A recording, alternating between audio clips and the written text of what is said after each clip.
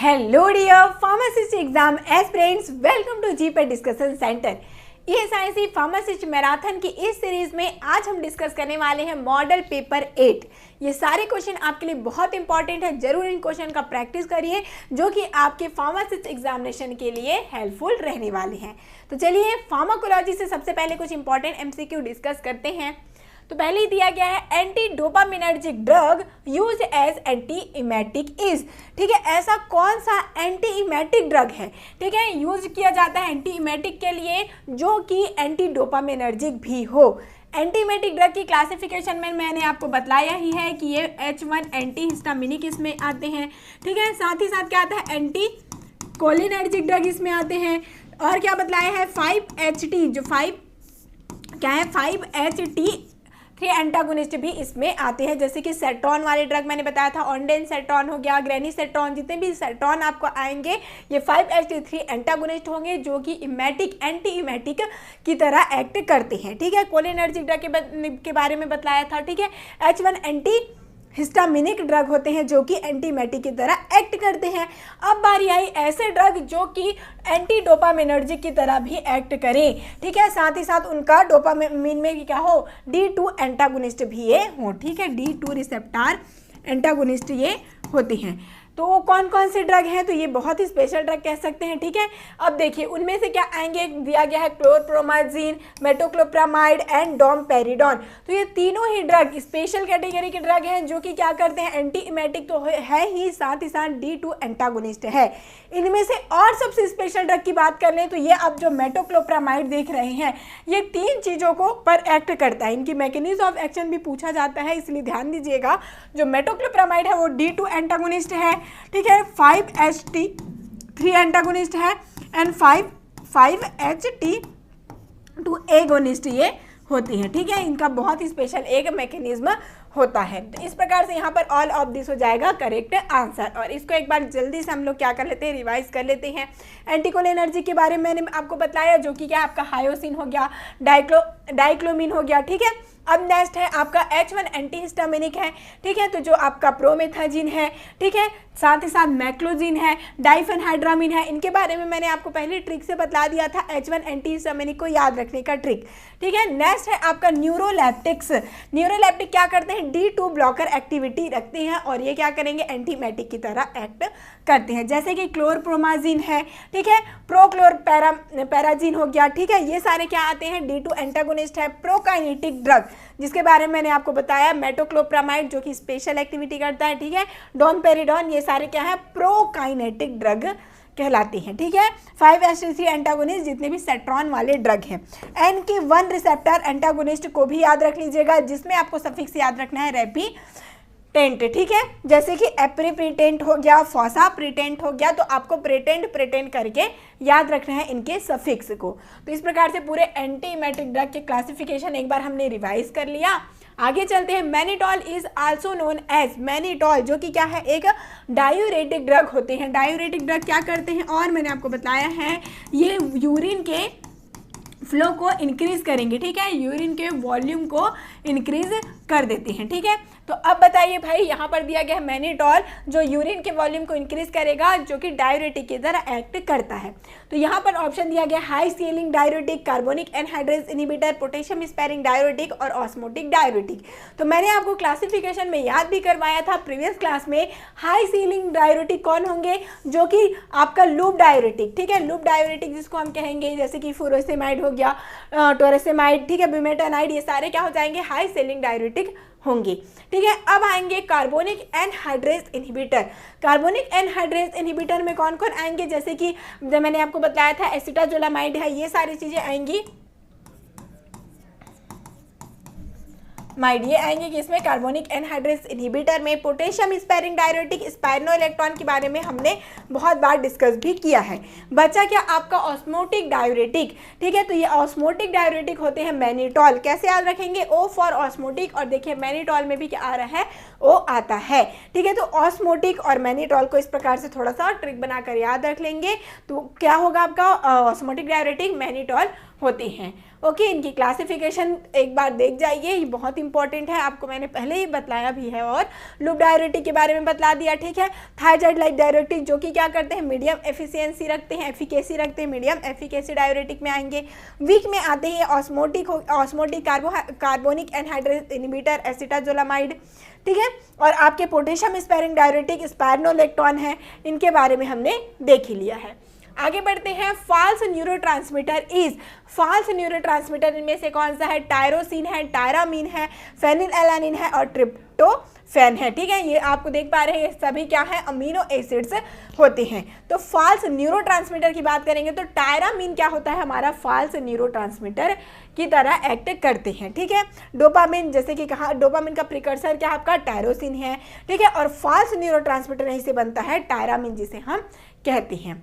Next चलेंगे, the HMG CoA reductase inhibitor is, और इसके बारे में मैंने आपको एक ट्रिक बताया था कि जब कभी भी HMG को-ए रिडक्टेस इनहिबिटर आता है तो आपको क्या लगाना है, सफिक्स लगाना है स्टैटिन्स। जितने भी स्टैटिन्स होंगे वो क्या होंगे, ये आपके आते हैं किसमें, जो HMG को-ए रिडक्टेस इनहिबिटर होते हैं, स्टैटिन वाले सफिक्स के ड्रग।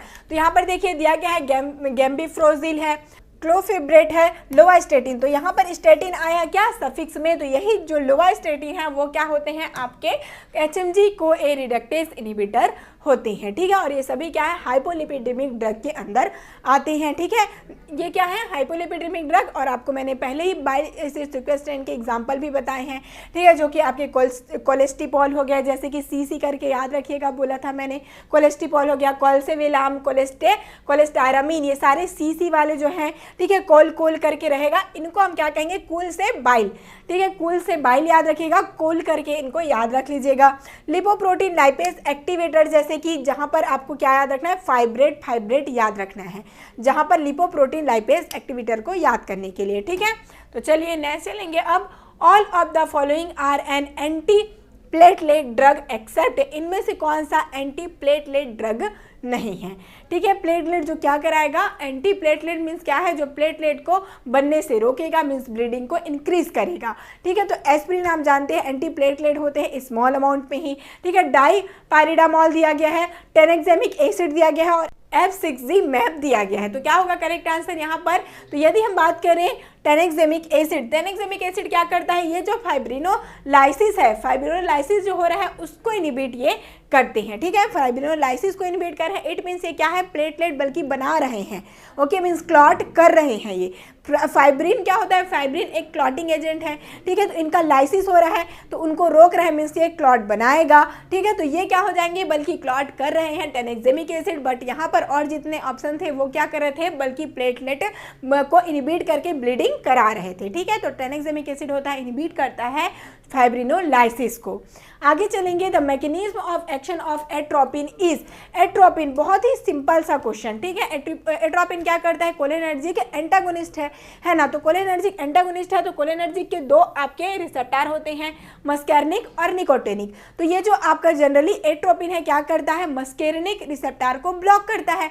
तो एक तो ब्लॉक कर सकता है क्या, दो टाइप के होते हैं, एक होता है नॉन कॉम्पिटिटिव और एक होता है कॉम्पिटिटिव। तो ये किस तरीके से काम करता है बोले तो ये जो आपका एट्रोपिन है कॉम्पिटिटिव एंटागोनिस्ट होते हैं, ठीक है। कॉम्पिटिटिव मीन्स जहां पर जैसे कि इस टाइप से स्ट्रक्चर बना हुआ है इनके रिसेप्टर का, तो यहीं पर जाकर इसी शेप में ये बाइंड कर जाते हैं, ठीक है। तो ये कॉम्पिटिटिव एंटागोनिस्ट कहलाते हैं, ठीक है। कॉम्पिटिटिव मस्कैर्निक एंटागोनिस्ट ये होते हैं जितने भी आपके एट्रोपिन हैं।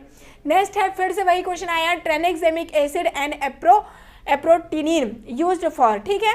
अभी आपको जस्ट मैंने इसका आंसर बतला ही दिया, तो इसका आंसर आपको कमेंट करके देना चाहिए। बस ये क्वेश्चन थोड़ा सा घुमाया गया है।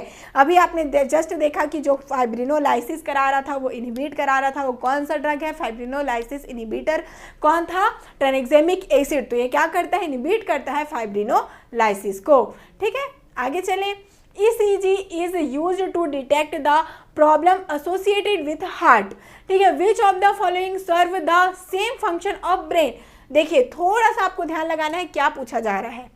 ईसीजी किसके लिए यूज होता है? ईसीजी से हम क्या चेक करते हैं? हार्ट की एक्टिविटी देखते हैं ना आप, इस प्रकार से ग्राफ बनते रहता है, टीवी वगैरह में देखा होगा, जब कभी भी कोई आईसीयू वगैरह में रहता है तो इस टाइप से ग्राफ दिखाते हैं, वहां पर ईसीजी चेक करते हैं, ठीक है।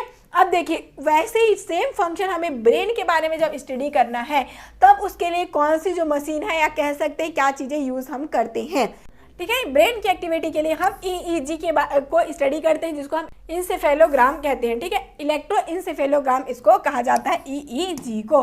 तो यहाँ पर ईईजी हो जाएगा करेक्ट आंसर, ठीक है। इलेक्ट्रो इंसेफेलोग्राम कहते हैं ईईजी को, जिसके लिए हम ब्रेन की स्टडी करते हैं, ठीक है। ये क्या होता है? ब्रेन के लिए। और ईसीजी किसके लिए होता है? इलेक्ट्रोकार्डियोग्राम किसके लिए होता है? कार्डियक मीन्स हार्ट के लिए।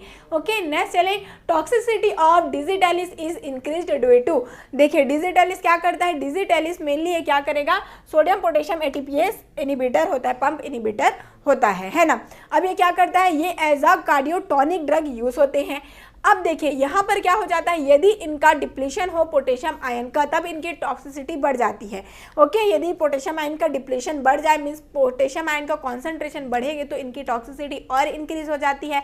इसीलिए जितने भी पोटेशियम स्पेयरिंग डाययूरेटिक है उनको डिजिटलिस के साथ नहीं लिया जाता, क्योंकि पोटेशियम फिर इंक्रीज होने से क्या हो जाता है? यहाँ पर हाइपर एल्डोस्टोरिज्म की दिक्कत आ जाती, ठीक है। मीन्स क्या होता है? पोटेशियम की लेवल बहुत इंक्रीज हो जाएगी। आगे चलेंगे, identify the diuretic agent which is having a potent and rapid effect. बहुत ही इजी क्वेश्चन, कितने बार आपको बताया है कि सबसे ज़्यादा हाई सीलिंग डाययूरेटिक के बारे में अभी हमने देखा, जिसके लिए हमने एक ट्रिक भी देखा था। हाई सीलिंग डाययूरेटिक में आपको क्या याद रखना है? भूमि टॉप करती है, ठीक है, कि मतलब कि फर्स्ट आती, ठीक है। तो आपको कैसे याद रखना था? भूमि से ब्यूमेटानाइड याद रखना था, ठीक से। टॉप से आपको टोरेसेमाइड याद रखना था, ठीक है। और फर्स्ट से फ्यूरेसेमाइड याद रखना था, ठीक है। तो यहाँ पर क्या हो जाएगा आपका करेक्ट आंसर? फ्यूरेसेमाइड हो जाएगा करेक्ट आंसर। ओके, स्पाइनोलेक्ट्रॉन दिया गया, ये क्या करते हैं? पोटेशियम स्पेयरिंग डाययूरेटिक है, इनके बारे में हमने देखा है। डाइक्लोरथायाजाइड लाइक डाययूरेटिक है ये, और इंडोपामाइड दिया गया, ठीक है। तो फ्यूरेसेमाइड यहाँ पर करेक्ट आंसर है। आगे बढ़ते जाते हैं, चलिए। Chance of autotoxicity is more with. Autotoxicity किसके कारण होती है? मतलब कि चांस ज़्यादातर कौन से ड्रग में होता है? ऑप्शन देख लीजिए, एसिटाजोलामाइड, स्पाइनोलेक्ट्रॉन, मैनिटोल एंड फुरोसेमाइड। वही डाययूरेटिक की ड्रग आ गई। तो इनमें से जो फुरोसेमाइड, जो लूप डाययूरेटिक होते हैं, ठीक है, हाई सेलिंग डाययूरेटिक फुरोसेमाइड, ये ऑटोटॉक्सिसिटी कराते हैं। ऑटोटॉक्सिसिटी मीन्स क्या होता है? ईयर, ठीक है, हियरिंग लॉस हो जाता है, ठीक है। ईयर की टॉक्सिसिटी को हम ऑटोटॉक्सिसिटी कहते हैं। और कौन से ड्रग हैं? तो जैसे अमीनोग्लाइकोसाइड्स होते हैं, वो भी क्या करते हैं? ऑटोटॉक्सिसिटी कराते हैं। ऑटोटॉक्सिसिटी मीन्स क्या होगा? ईयर की ये कह सकते हैं ईयर की हियरिंग लॉस हो जाती है, ठीक है। चलिए नेक्स्ट चलेंगे, the anti cancer drug belonging to inorganic metal complex. Anti cancer drug जो कि क्या करें? इनऑर्गेनिक में क्या हो गया? मैं आपको बताई थी क्या? प्लेटिनम कोऑर्डिनेटिंग कॉम्प्लेक्स ड्रग के बारे में, ठीक है। प्लेटिनम क्या हो गया? इनऑर्गेनिक मेटल हो गया एक, तो उनको क्या कर रहा है? प्लेटिनम कोऑर्डिनेटिंग कॉम्प्लेक्स के रूप में यहाँ पर क्या होगा? जितने भी मैंने आपको ट्रिक बताए थे, प्लेटिनम फॉर क्या याद रखना है? प्लेटिनम से आपको प्लांटिन याद रखना था, ऐसा बताया था प्रीवियस क्लास में। एंटी कैंसर ड्रग के पूरे हमने क्या देख चुके हैं? ट्रिक देख चुके हैं, ठीक है। प्लांटिन तक का भी मैंने आपको बताया था कि आपको सफिक्स लगा देना है, क्या? प्लांटिन, ठीक है, जो कि क्या है? सिस प्लांटिन हो गया। जैसे कि ये सारे ड्रग किस में आ जाएंगे? प्लेटिनम कोऑर्डिनेटिंग कॉम्प्लेक्स के अंदर आते हैं। तो यहाँ पर हो जाएगा सिस प्लांटिन करेक्ट आंसर। और सारे ट्रिक हमने देख लिए हैं, जरूर से आप सारे मॉडल पेपर एक बार वॉच करिए, वहाँ पर आपको ट्रिक मिलेंगे। आगे चलेंगे हम, इवर्मेसिटिन exerts it's anthelmintic action through. देखिए इवर्मेसिटिन क्या होता है? एक एंथलमेंटिक की तरह यूज़ किया जाता है। जो आपके वॉर्म्स है, राउंड वॉर्म हो गए, ओके, टैप वॉर्म हो गए, ठीक है। तो इनको क्या करते हैं? इनको हम क्या करेंगे? इससे इनहिबिट करेंगे और इनसे होने वाली जो भी, जैसे कि मेनली डायरिया जैसी कंडीशन, स्टमक पेन जैसी कंडीशन इनसे होती है। तो इन्वर्मेसिटिन को यूज़ किया जाता है एंथलमेंटिक की तरह। तो इनका जो एक्शन है वो क्या होता है? यहाँ पर ये क्या करते हैं? एक्टिवेट करते हैं ग्लूटामेट गेटेड क्लोरीन चैनल को, ठीक है। क्लोरीन चैनल को क्या करेंगे? एक्टिवेट यहाँ पर करते हैं, ठीक है। इन्वर्मेसिटिन का यही यहाँ पर मैकेनिज्म ऑफ एक्शन होता है, जिनके थ्रू क्या करते हैं? जितने भी वॉर्म्स हैं उनको इनहिबिट करते हैं। नेक्स्ट चलेंगे, विच एंटीएस्थमेटिक इज नॉट अ ब्रोंकोडाइलेटर। अब ब्रोंकोडाइलेटर के बारे में मैंने आपको बताया ही है, ट्रिक भी बताया है। जितने भी ब्रोंकोडाइलेटर हैं जैसे आपके सॉल्बिटामॉल, टर्बिटोलिन, इनके लिए क्या बताया था मैंने आपको, ट्रिक बताया था। ओके, सलमान वाली ट्रिक बताई थी, याद करिए। अब देखिए वो साथ ही साथ मैंने आपको बताया था एंटीकोलिनर्जिक हो गए, है ना, ये सारे क्या होंगे आपके ब्रोंकोडाइलेटर्स की तरह एक्ट करेंगे। बट यहाँ पर देखिए ऑप्शंस में टर्बिटोलिन दिया है, थियोफाइलिन दिया है, इप्राट्रोपियम ब्रोमाइड दिया गया है, सोडियम क्रोमोग्लाइकोलेट दिया गया है। तो याद करिए सोडियम क्रोमोग्लाइकोलेट को हमने क्या बताया था आपको कि ये है मास्ट सेल स्टेबलाइजर की तरह यूज में आते हैं। ठीक है, तो ये क्या है, मास्ट सेल स्टेबलाइजर होते हैं सोडियम क्रोमोग्लाइकोलेट। ठीक है, ये हो जाएगा आपका करेक्ट आंसर भाई। और ये पूरी क्लासिफिकेशन हम देख चुके हैं ब्रोंकोडाइलेटर में, एंटीकोलिनर्जिक, मेथिलजैंथिन और साथ ही साथ B2 सिंपैथोमाइमेटिक मींस क्या है, बीटा सिंपैथोमाइमेटिक ये होते हैं। इनके बारे में हमने देखा हुआ है। लुकोट्रांस एंटागोनिस्ट के लिए भी मैंने आपको बताया है, लास्ट में आपको क्या लगाना है, लुकास्ट लगाना होगा सफिक्स। देखिए कभी भी आप लोग फार्माकोलॉजी में यदि क्लासिफिकेशन याद करना है तो इनके सफिक्स से आप याद करिए। सफिक्स को याद रखेंगे तो ईजिली से सारी क्लासिफिकेशन आप याद रख सकते हैं, मेनली सिमिलर होते हैं इनके सफिक्स। आगे बढ़ते जाएंगे, चलिए mechanism of action of levamisole is, ठीक है, लेवामिसॉल जो है उनका मैकेनिज्म ऑफ एक्शन क्या है। ओके, ऑप्शन देख लीजिए, इजी क्वेश्चन है। ठीक है, complement mediated cytolysis of T lymphocyte दिया गया है। ठीक है, inhibit CD3 receptor, increase the number of T cell. ठीक है, तो टी सेल क्या करता है, ये हमारा इम्यून सिस्टम को स्ट्रॉन्ग करता है भाई, है ना। तो ये क्या करते हैं, इन्हीं को, इनके नंबर को इंक्रीज कर देते हैं और इस प्रकार से इम्यूनोमॉड्यूलेटर की तरह भी एक्ट ये करेंगे। ठीक है, क्या कर देते हैं, आपके जो टी सेल्स हैं जो कि क्या करते हैं, किलर सेल है, तो इनको क्या करेंगे, इंक्रीज ये करते हैं। तो यहाँ तक थी आपकी फार्माकोलॉजी की क्वेश्चंस। अब आगे बढ़ेंगे हम HCP के क्वेश्चन की ओर। ठीक है, चलिए, which of the following cell organelles is called post office of the cell. अब पोस्ट ऑफिस में क्या काम क्या होता है, ट्रांसपोर्ट करते हैं, कोई भी चीज़ें हैं उनको हमको भेजना है कहीं, ट्रांसपोर्टेशन का काम मेनली होता है पोस्ट ऑफिस से। इट मीन्स यहाँ पर भी हम किसे कहेंगे, सेल ऑर्गेनल्स में जहाँ पर से ट्रांसपोर्टेशन हो रहा है, एनर्जी का ही कह सकते हैं। ठीक है, तो यहाँ पर ट्रांसपोर्टेशन का काम कौन करता है, ऑप्शन है nucleus, lysosome, Golgi apparatus and mitochondria. तो जो गोल्जी अपरेटस है वो क्या करते हैं, आपकी प्रोटीन सिंथेसिस करके इनके ट्रांसपोर्टेशन का काम करते हैं, इसीलिए इनको हम post office of the organelles कहते हैं।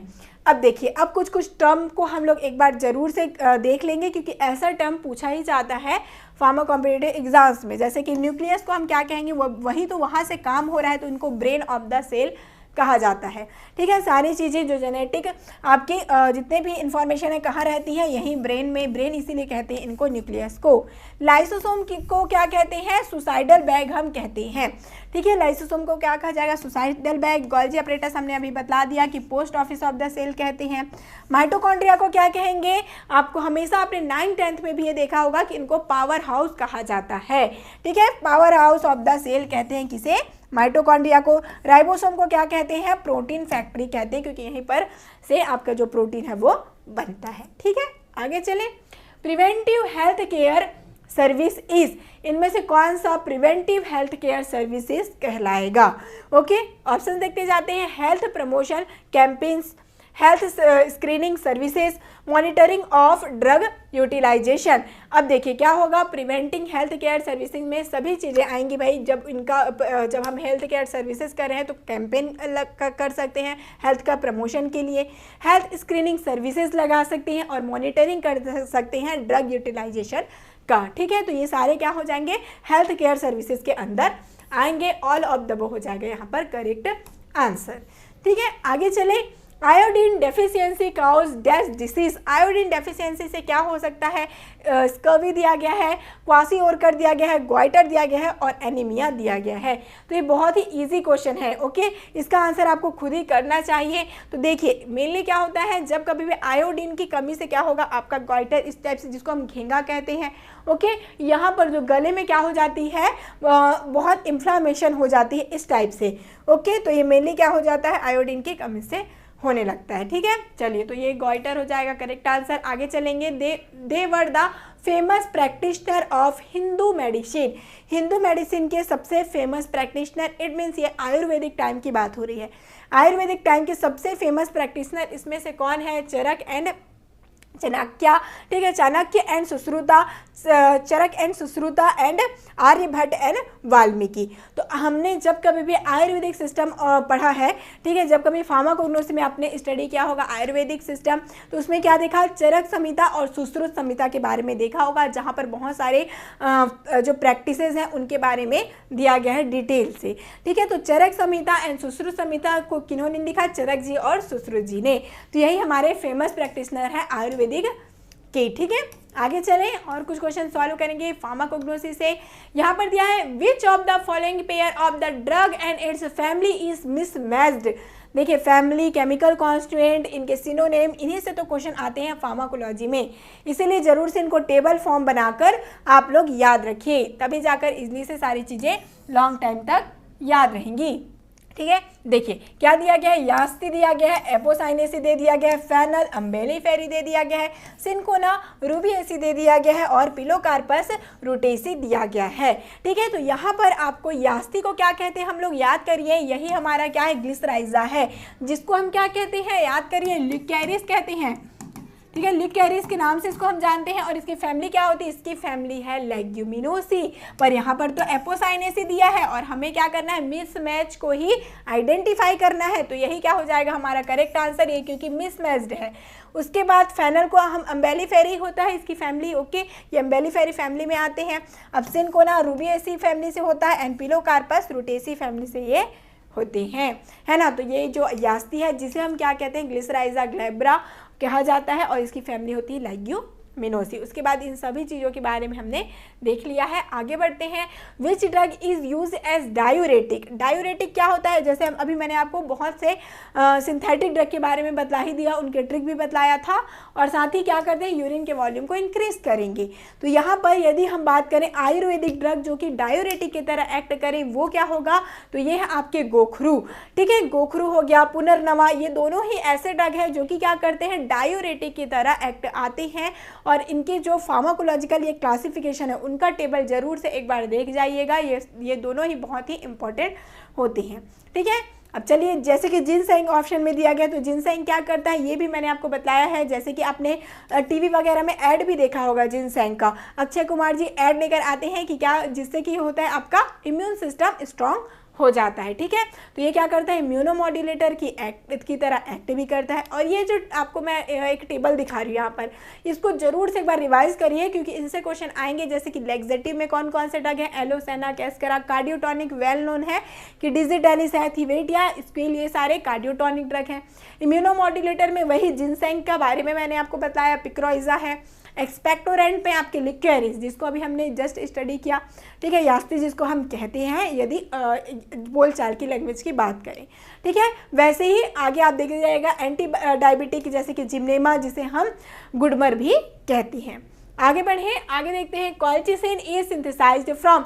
कॉल्चिसिन की प्रिकर्सर क्या है कह सकते हैं सिंथेसाइज होने के लिए? कौन से अमीनो एसिड? आप सभी जानते हैं कि जो एल्केलाइड है उनकी सिंथेसिस कहाँ से होती है? अमीनो एसिड से ये सिंथेसाइज होते हैं। तो कॉल्चिसिन भी क्या है? Amino acid. तो इनके क्या है? एल्केलाइड। एल्केलाइड है तो इनको भी अमीनो एसिड चाहिए रहेगा प्रिकर्सर के जैसे। तो कौन सा अमीनो एसिड इनके सिंथेसिस में इन्वॉल्व होता है ये जानेंगे। Tyrosine and phenylalanine, tryptophan and phenylalanine and ornithine and phenylalanine, ornithine and tryptophan दिया गया है। तो यदि हम कॉल्चिसिन की बात करते हैं तो कॉल्चिसिन में टायरोसिन एंड फेनिलालिन, चलिए मैं आपको दिखलाती हूँ, ये आपका टायरोसिन अमीनो एसिड है। इनसे फिर क्या बनता है? इससे डाईहाइड्रोक्सी फेनिलालिन, ठीक है। तो ये दोनों क्या है? आपके अमीनो एसिड हो गया। इनसे फिर क्या है? इमेटिन एंड कॉल्चिसिन, दोनों ही ये जो आपके एल्केलाइड हैं ये सिंथेसाइज होती हैं। तो अमीनो एसिड यदि कॉल्चिसिन और इमेटिन की बात किया जाए तो टायरोसिन और फेनिलालिन दोनों ही इनके प्रिकर्सर होते हैं। ठीक है, आगे बढ़े। Boerhavia diffusa is the biological source of the plant. ठीक है, बोरोविया डिफ्यूजा कौन सा बायोलॉजिकल सोर्स होगा? इनका ऑप्शन है चिराता, फेनुग्रीक, शंखपुष्पी एंड पुनर्नवा दिया गया है। ठीक है, तो जो पुनर्नवा के बारे में मैंने अभी जस्ट आपको बताया कि ये डायूरेटिक की तरह भी एक्ट में आते हैं। इनका ही क्या है, ये बायोलॉजिकल सोर्स है बोरोविया डिफ्यूजा, और देख सकते हैं फैमिली इसकी है निक्टाजिनेसी। ठीक है, थोड़ा सा डिफिकल्ट आपको लगेगा, कुछ कुछ ड्रग का फैमिली हो गया। ठीक है, या फिर कह सकते हैं इनके बायोलॉजिकल सोर्स। तो इनको क्या करिएगा, छोटा मोटा ट्रिक बनाकर, जैसे कि आप देख पाएंगे इसी पुनर्नवा में क्या दिया, नावा। ठीक है, तो इस वर्ड से आप नावा से यहीं से निक्टाजिनेसी को याद रखिएगा। ठीक है, तो अब इसी ड्रग के ही नाम में आप लोग जब बनाने लग जाएंगे ट्रिक, तो आपको कभी भी कंफ्यूजन नहीं होगा। आगे बढ़ेंगे। Molecular formula for hemiterpene and diterpene. Hemiterpene, diterpene, ये सारी चीज़ें क्या हैं, आपके जो टर्पेनॉइड्स हैं, ठीक है, उन्हीं की क्या है, क्लासिफिकेशन है।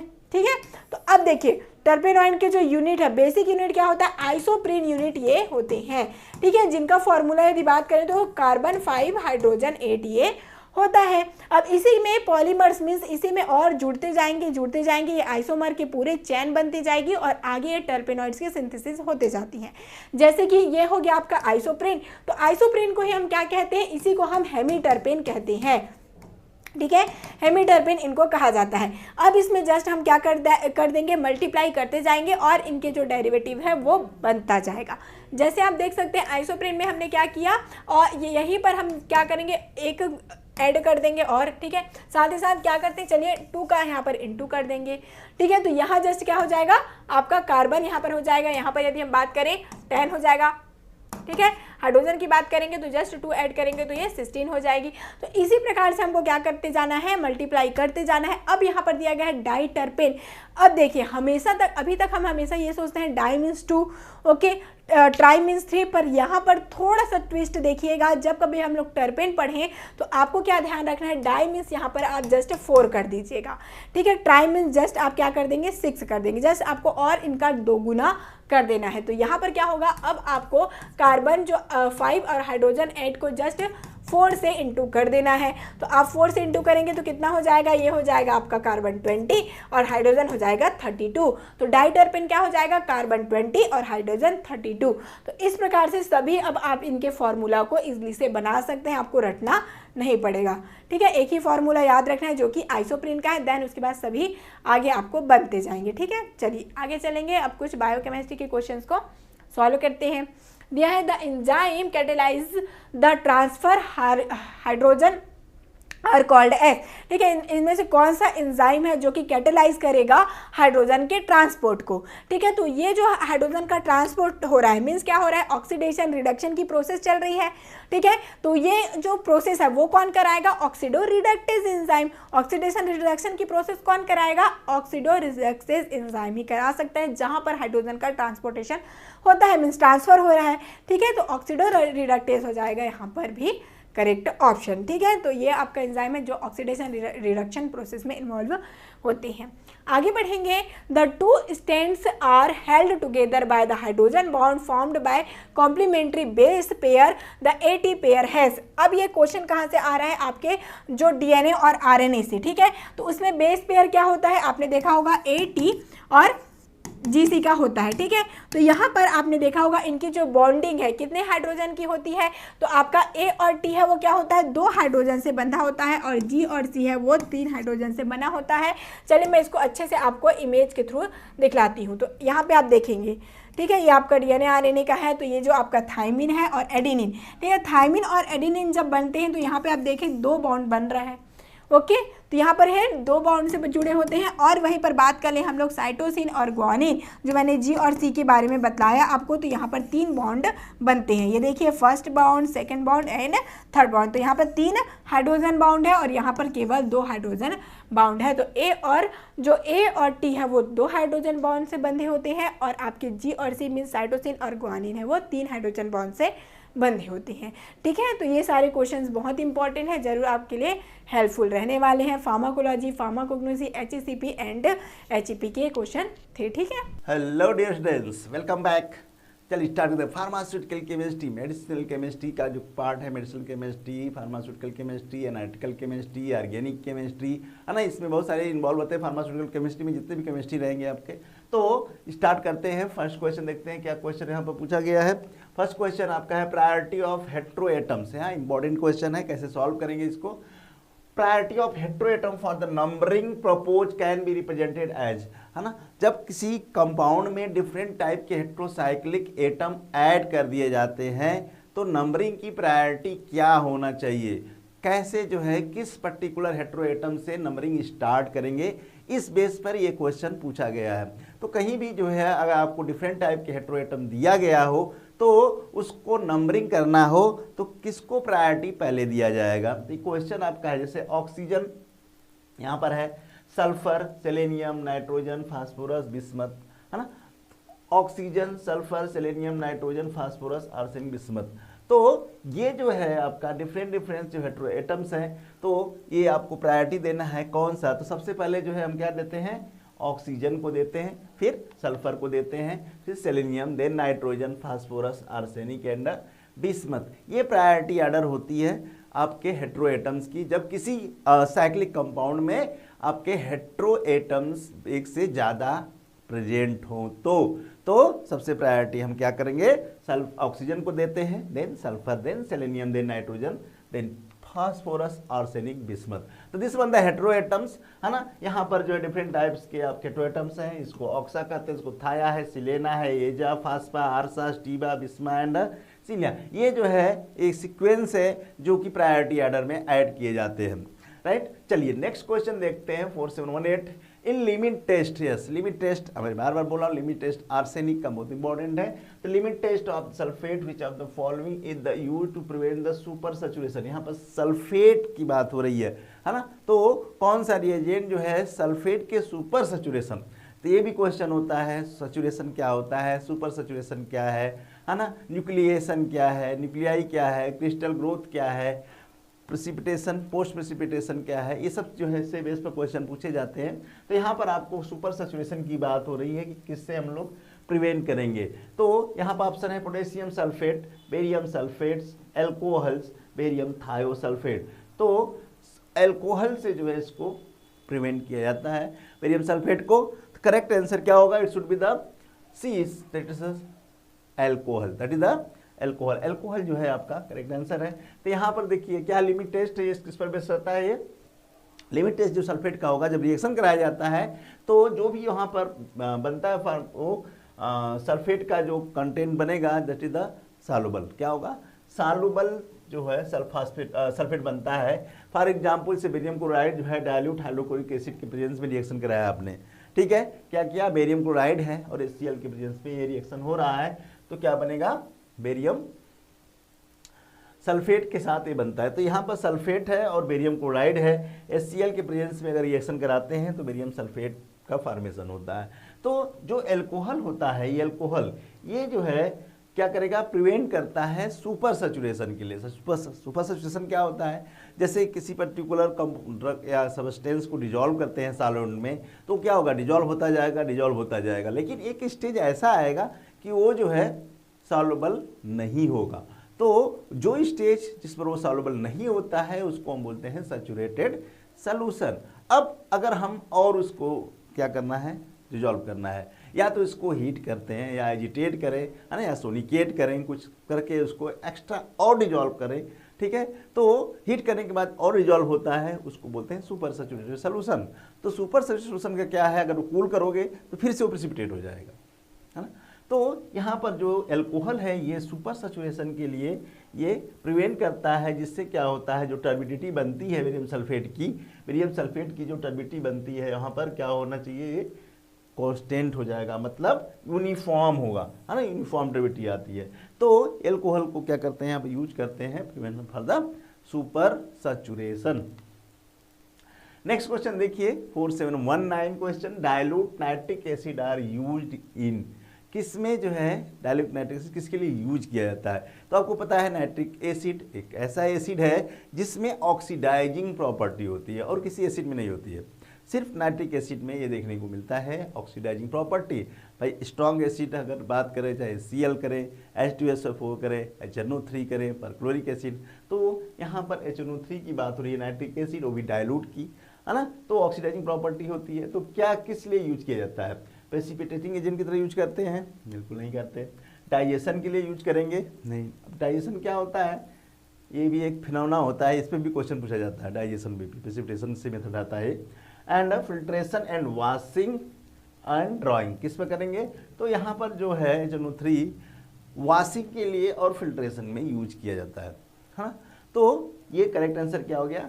सी हो गया, ठीक है। डाइजेशन क्या है? डाइजेशन इस पर जो क्वेश्चन पूछा जाता है, तो डाइजेशन अगर क्या होता है तो बच्चे स्टमक की बात करने लगते हैं कि वहाँ पर डाइजेस्ट होगा, जबकि ऐसा नहीं है। प्रेसिपिटेशन डाइजेशन में अगर एनालिसिस में डाइजेशन का वर्ड आया, इसका मतलब है कि जब भी आपका रिएक्शन हो रहा है, प्रेसिपिटेट का फॉर्मेशन हो रहा है, उसको जो है कुछ देर तक आप रख दीजिए, स्टैंड बाई कर दीजिए, मतलब उसको सेक नहीं करना है, ऐसा सच रख दीजिए, तो धीरे धीरे क्या होगा, वो प्रेसिपिटेट जो है उस पर डिपोजिट होने लगते हैं प्रेसिपिटेट। तो ये जो प्रोसेस होता है उसको बोलते हैं डाइजेशन, ठीक है ना। तो यहाँ पर करेक्ट आंसर क्या हो गया? Filtration and washing, right. तो dilute nitric acid, ammonium nitrate या डाइल्यूट एस्टिक एसिड, ये जो है आपको यूज किया जाता है फॉर वॉशिंग के लिए यूज करते हैं, राइट। तो वॉशिंग का पर्पज क्या है?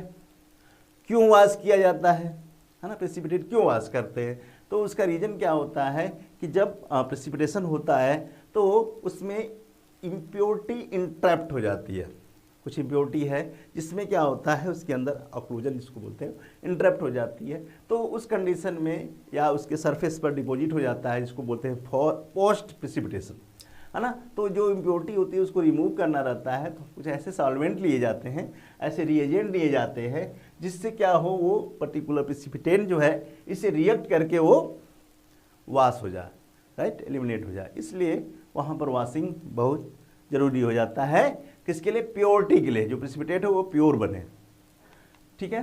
चलिए इसी तरह से आपका क्वेश्चन है डेक्स्ट्रो आइसोमर्स, डी आइसोमर्स जिसको बोलते हैं, डी आइसोमर्स 4720 की देखिए, D isomers is less toxic than L isomers, levo isomers, which drug show these activity, है ना। कौन सी ड्रग जो है एक्टिविटी शो करेगी? यहाँ पर ड्रग का ऑप्शन दिया गया है, क्लोरोक्विन एंटी मलेरियल ड्रग ए भी है, प्राइमाक्विन ए भी एंटी मलेरियल है, पैमाक्विन ए भी है, और हेलोफेंट्राइल। तो इसमें जो है कौन सी ड्रग है जिसमें ऑप्टिकल एक्टिविटी शो करेगा? पहली बात, ऑप्टिकल एक्टिविटी शो करेगा तभी डेक्स्ट्रोलीवो की बात की जाएगी।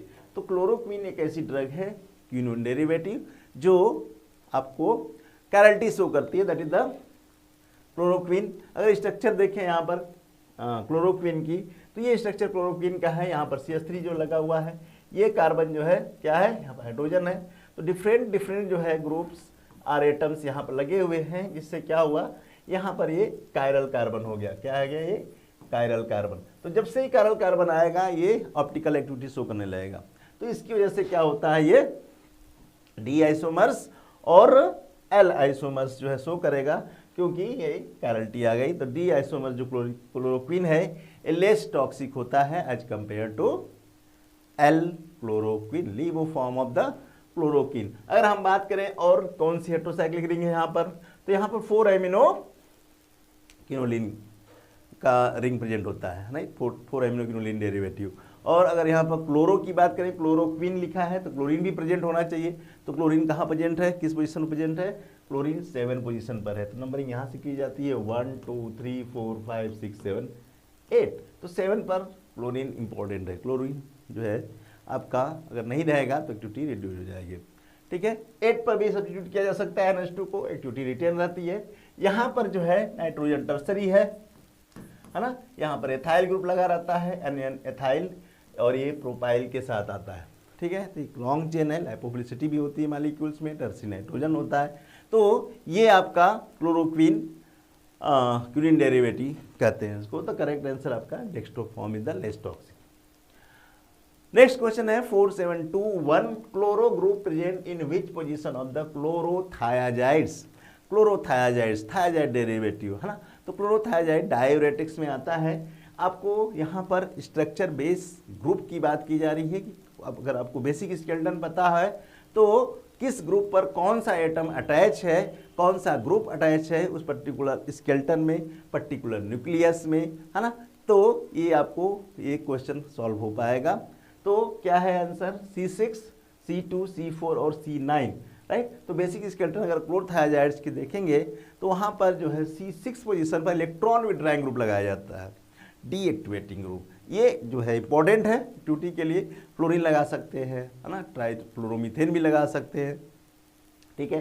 तो C6 जो पोजीशन है ये आपका इलेक्ट्रॉन विड्रॉइंग ग्रुप होना चाहिए। तो करेक्ट आंसर क्या है, C6, राइट, C6। अब स्ट्रक्चर देखें, यहाँ पर ये स्ट्रक्चर है क्लोरोथायोजाइड्स का स्ट्रक्चर है। अगर नंबरिंग यहाँ से की जाते हैं, सल्फर, नाइट्रोजन 2, 3, 4, 5, 6, 7 और 8।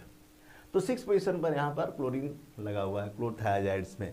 और आपका जो 7th पोजीशन है ये फ्री सल्फामोइल ग्रुप इसको बोलते हैं। ये सल्फोनामोइड डेरिवेटिव, सल्फोनामाइड इसको बोलता है, सल्फामोइल ग्रुप कहा जाता है इसको। ये सल्फामोइल जो है फ्रीली होना चाहिए, इसमें कोई बॉन्ड नहीं लगाना होना चाहिए, राइट। तो ये आपका एक्टिविटी के लिए रिस्पॉन्सिबल, अगर इसको हटा देंगे एक्टिविटी डिक्रीज हो जाएगी या डिस्ट्रॉय हो जाएगी। ये सार से क्वेश्चन इस तरह से पूछे जाते हैं। और सिमिलरली ये आपका 1, 2, 4 बेंजोथायोजाइड डेरिवेटिव है, तो ये भी पूछ सकता है कि ये 1, 2, 3 है या 1, 2, 5 बेंजोथायोजाइड्स है या किसका डेरिवेटिव है। तो हमेशा देखिए 1, 2, 4 मतलब 124 पर आपके हेट्रो एटम्स लगे हैं, ठीक है। 1 पर लगा है, 2 पर और 4 पर लगा हुआ है।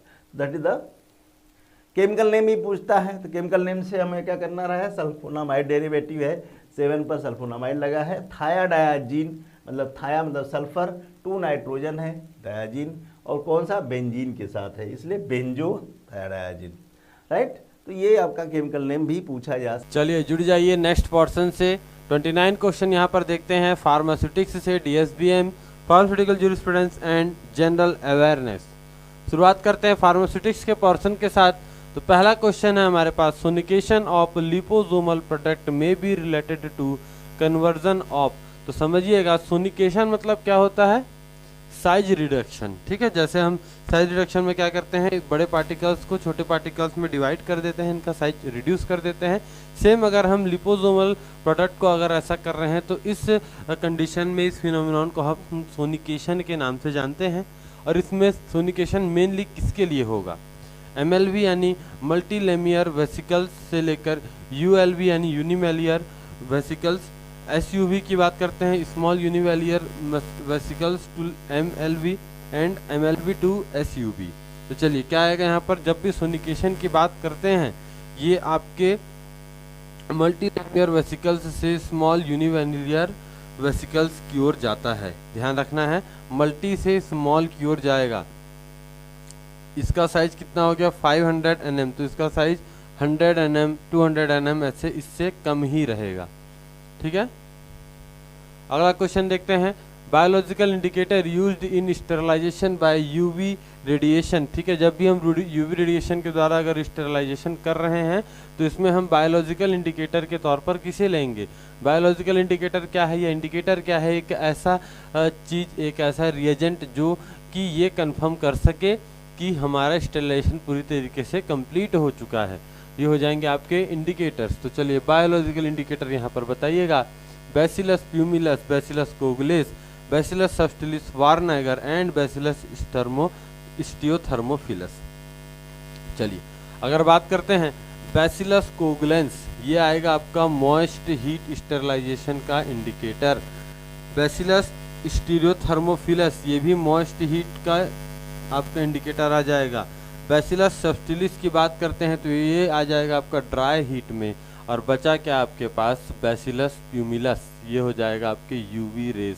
अगर हम कभी भी UV रेस के द्वारा अगर स्टेराइल कर रहे हैं तो ये हमारे लिए बायोलॉजिकल इंडिकेटर होगा।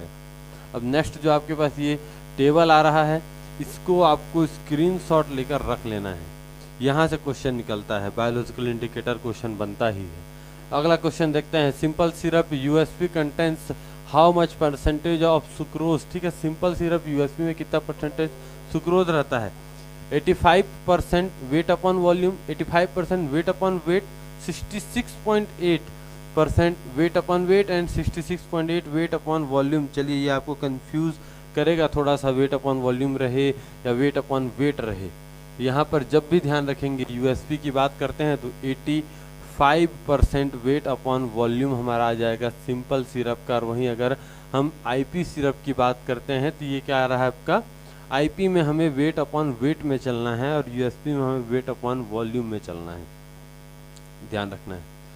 आगे देखते हैं, Draves test use to measure the efficiency of. Draves test का यूज कहाँ किया जाएगा, किसके चेक करने के लिए, binding agent, suspending agent, detergent and absorbent. तो ड्रेप टेस्ट क्या रहेगा, हम अगर किसी डिटर्जेंट का यूज़ करते हैं, किसी डिटर्जेंट को अगर हम लेकर चल रहे हैं तो इसके पावर को, इसके स्ट्रेंथ को चेक करने के लिए, इसकी डिटर्जेंसी को चेक करने के लिए हम क्या यूज़ करते हैं यहाँ पर, ड्रेप्स टेस्ट। इमल्सन में आपने इसे अच्छे तरीके से पढ़ा रहा होगा। अगला क्वेश्चन देखते हैं, surface tension of water is. Water का सरफेस टेंशन अगर एक नॉर्मल कंडीशन में, अगर हम रूम टेम्परेचर में बात करें तो वाटर का सरफेस टेंशन क्या होगा, 62.89 पर सेंटीमीटर, 72.89, 82.8 एंड 92.8। तो सबसे पहले तो आपको ये समझना है कि सरफेस टेंशन होता क्या है।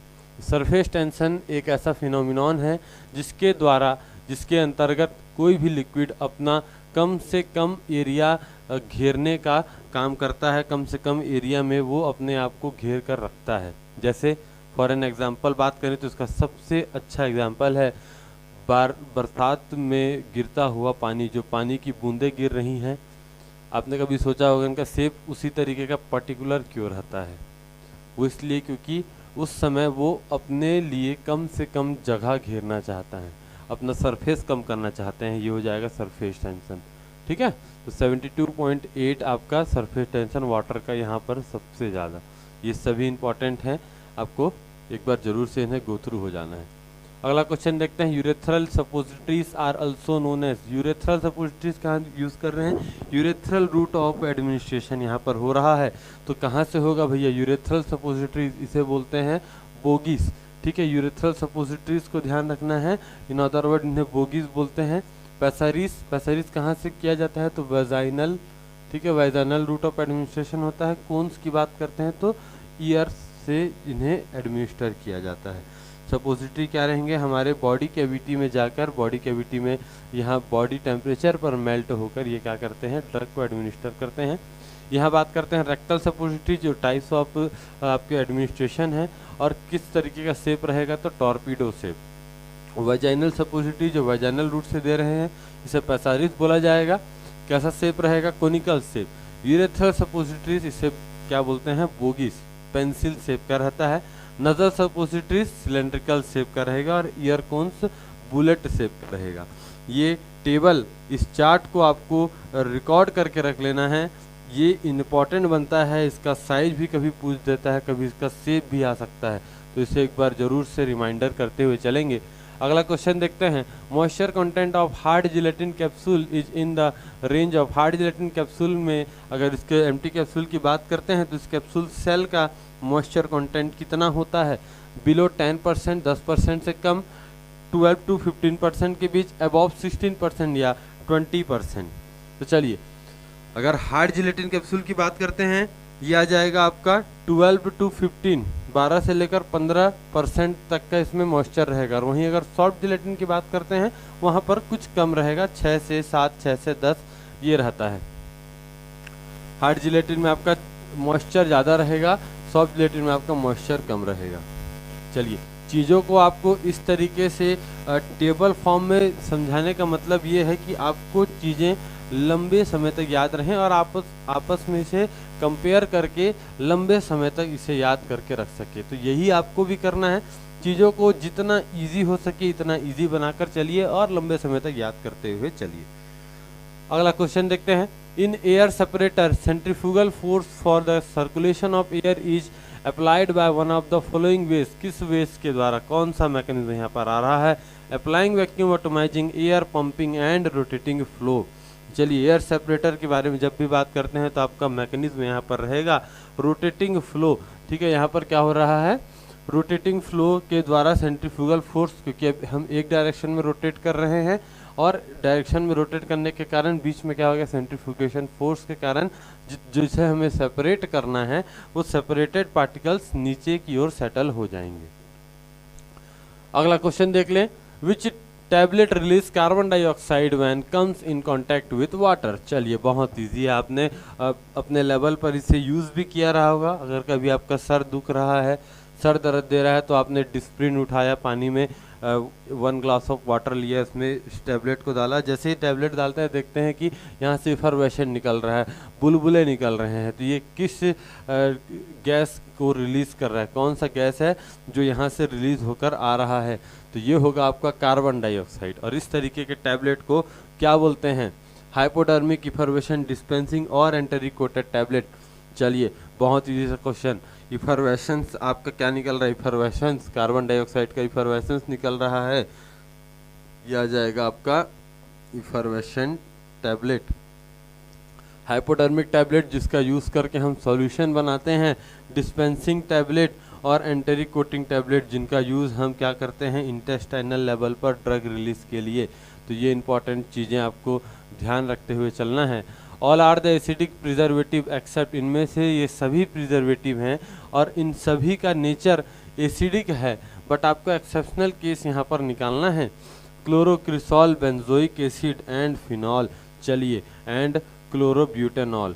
चलिए यहाँ बात करते हैं क्लोरोक्रिसॉल, ये आपका पूरी तरीके से एसिडिक है। बेंजोइक एसिड नाम में ही एसिडिक पता चल रहा है। फिनॉल्स भी क्या रहेंगे, आपके एसिड रहेंगे। बट अगर क्लोरोब्यूटेनॉल की बात करें तो नाम को ध्यान रखिएगा, ब्यूटेनॉल ऑल, ये क्या रहा है आपका एल्कोहल। ठीक है, एल्कोहल यहाँ पर प्रेजेंट रहेगा ब्यूटेनॉल में, तो ये आपका क्या रहेगा, अल्कोहलिक रहेगा। बाकी सभी हम क्या बोल सकते हैं, एसिडिक में हमें यहाँ पर देखने को मिल रहे हैं। अगला क्वेश्चन देखते हैं, plastic syringe can be prepared by using one of the following material. ठीक है, प्लास्टिक सिरिंज जो आपने डॉक्टर ने देखा होगा कि डॉक्टर ने प्लस सिरिंज लगाते हैं, जो इंजेक्शन लगाते हैं, वो सिरिंज किससे बना हुआ रहता है? Polypropylene, polyethylene, polystyrene and flexible polyvinyl chloride. चलिए तो क्या आएगा आपका यहाँ पर, सिंपली ध्यान रखना है, प्लास्टिक सिरिंज से आपको SY, ठीक है, स्टायरिन याद रखना है, STY स्टायरिन याद रखेंगे प्लास्टिक सिरिंज का। पॉलीइथाइलिन की बात करते हैं तो जितने हमारे ऑप्थेल्मिक प्रोडक्ट रहते हैं इन्हें पैक करने के लिए इनका मटेरियल पॉलीइथाइलिन से बनाया जाता है। फ्लेक्सिबल पॉलीविनाइल क्लोराइड की बात करते हैं तो जितने हमारे IV बैग्स रहते हैं, IV सॉल्यूशन के जो बैग्स रहते हैं वो इससे बनाए जाए रहते हैं। तो ये कुछ इंपॉर्टेंट कंपोजिशंस हैं, आपको ज़रूर से रिमेंबर करते हुए चलना चाहिए। अगला क्वेश्चन देखते हैं, in a prescription what is the abbreviation for daily. ठीक है, अगर हम प्रिस्क्रिप्शन में डेली लिखना चाह रहे हैं तो हम किस लैटिन वर्ड पर जाकर डेली लिख सकते हैं? QID, QOD, QUOT and Q। चलिए तो क्या रहेगा, QUOT के द्वारा हम डेली को यहाँ करते हैं, डेली हम QUOT के द्वारा लिखते हैं, इस तरीके से इसे डिनोट किया जाएगा। तो ये कुछ इंपॉर्टेंट एब्रिविएशंस भी ध्यान में रखते हुए चलना है। अगला क्वेश्चन देखते हैं, DSBM से which bank were established to offer long term loans to farmers at fair interest rate. ठीक है, लॉन्ग टर्म लोन्स दे रहे हैं फार्मर्स को, किसानों को, कौन सा ऐसा बैंक है जिससे इस तरीके से डिज़ाइन किया गया? आपका commercial bank, saving bank, land development bank and cooperative bank. चलिए नाम से आपको यहाँ पर रिलेट हो जाएगा, बहुत इजी तरीके से समझ जाएंगे। फार्मर है, फार्मर का काम क्या है, खेती करने का। खेती कहाँ कर रहा है, लैंड में।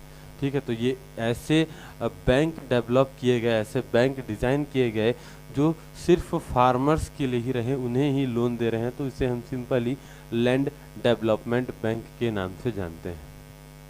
और अभी की बात करते हैं तो तमिलनाडु, आंध्र प्रदेश, कर्नाटक, महाराष्ट्र, गुजरात, यहाँ पर ये बैंक सबसे ज़्यादा हमें देखने को मिलते हैं।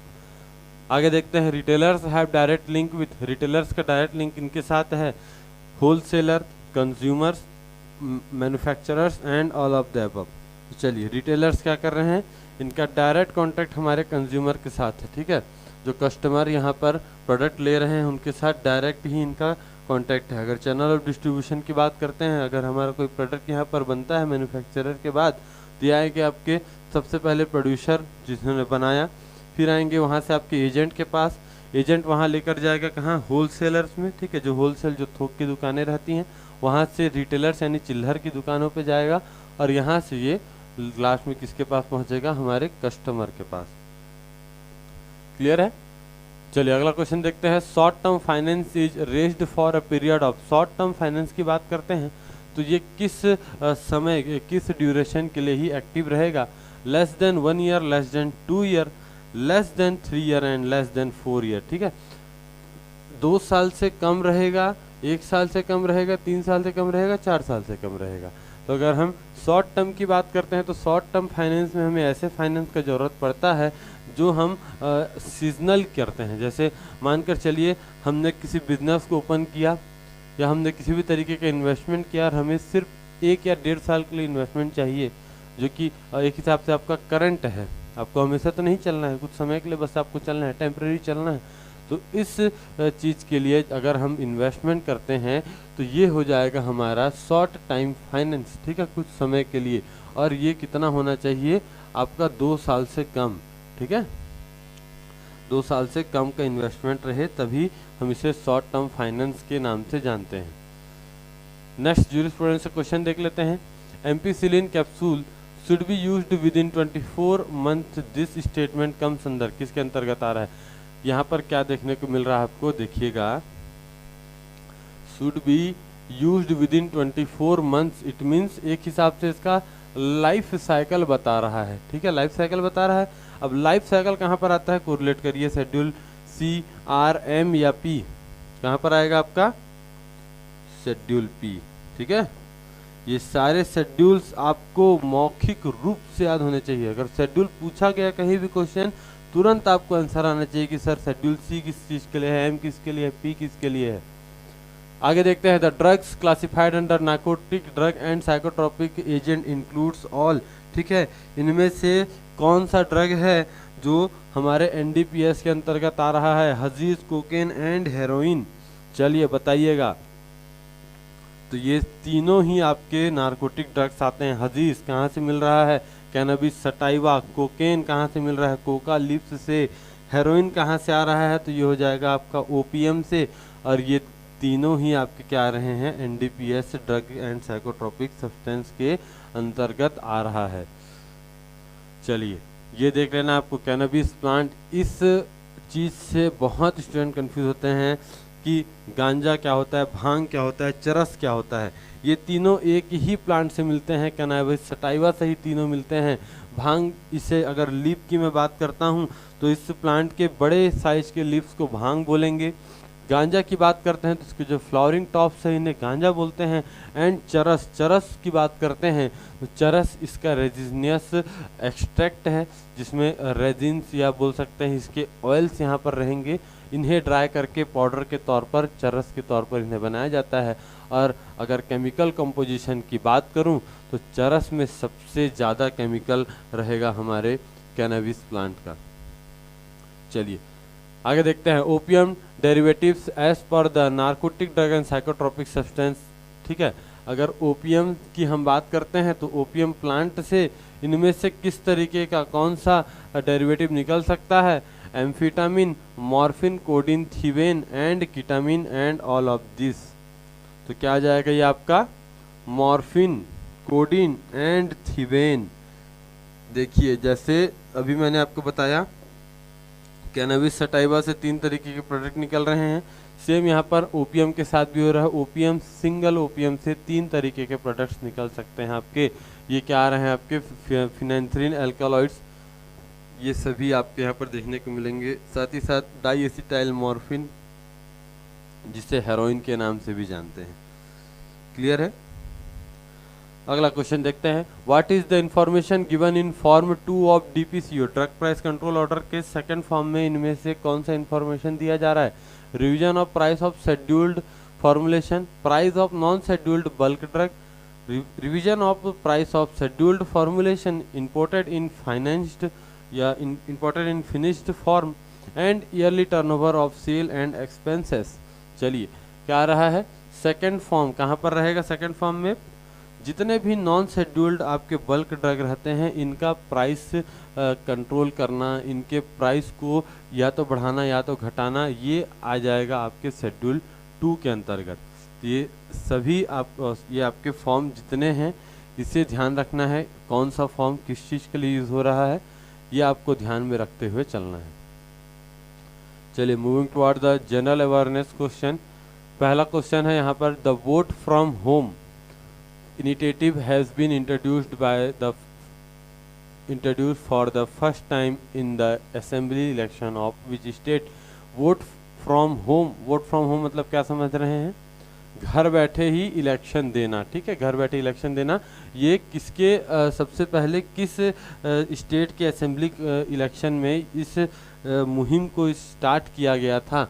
ऑप्शंस है केरला, कर्नाटका, आंध्र प्रदेश एंड उड़ीसा। अब देखिए इस इनिशिएटिव को लाने का, इस स्कीम को लाने का सबसे इम्पॉर्टेंट ये ऑब्जेक्ट था कि जितने भी ओल्ड एज के पेशेंट, ओल्ड एज के जो पर्सन है, जैसे अगर 80 या 80 प्लस के हैं, इनके लिए पोलिंग बूथ तक जा पाना मुश्किल है, क्योंकि ये अपने घर में हैं, बिस्तर में पड़े हैं, इनके लिए पोलिंग बूथ तक जा पाना असंभव है। तो इनका भी तो वोट हमें ज़रूरत है।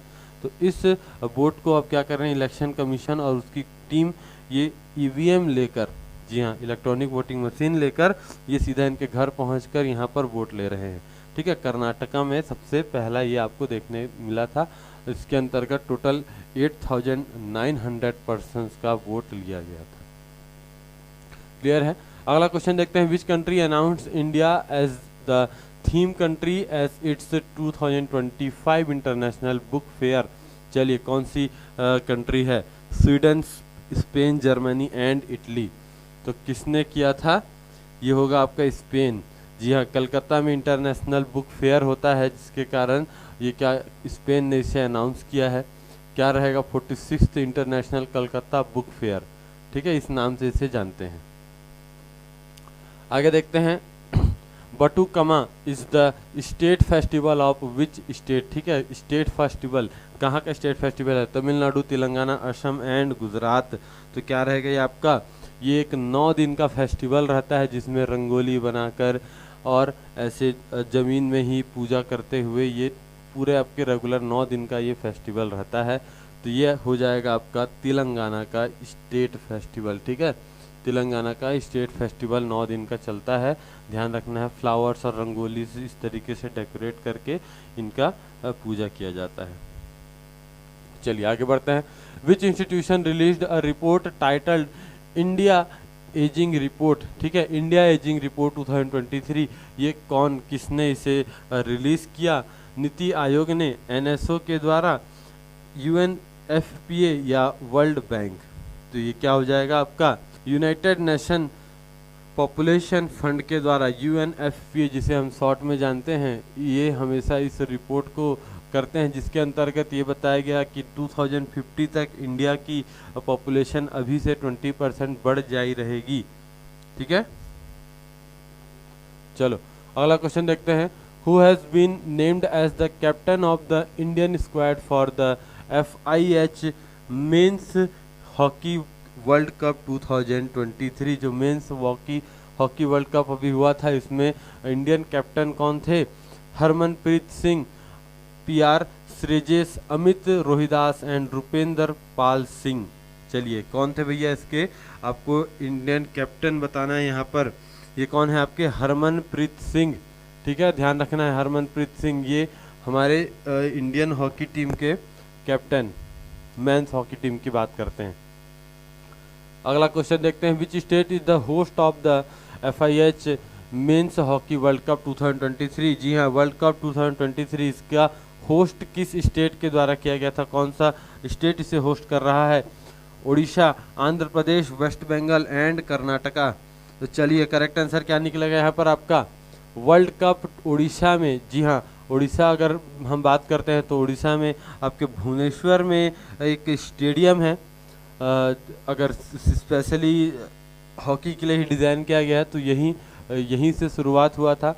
भुवनेश्वर ही इसे होस्ट कर रहा है। पर्टिकुलर अगर बात करते हैं तो ये आ जाएगा आपका उड़ीसा। उड़ीसा ने इसे क्या किया है? होस्ट किया है। और किसके द्वारा इनोग्रेट किया गया था? तो उड़ीसा के चीफ मिनिस्टर नवीन पटनायक जी के द्वारा।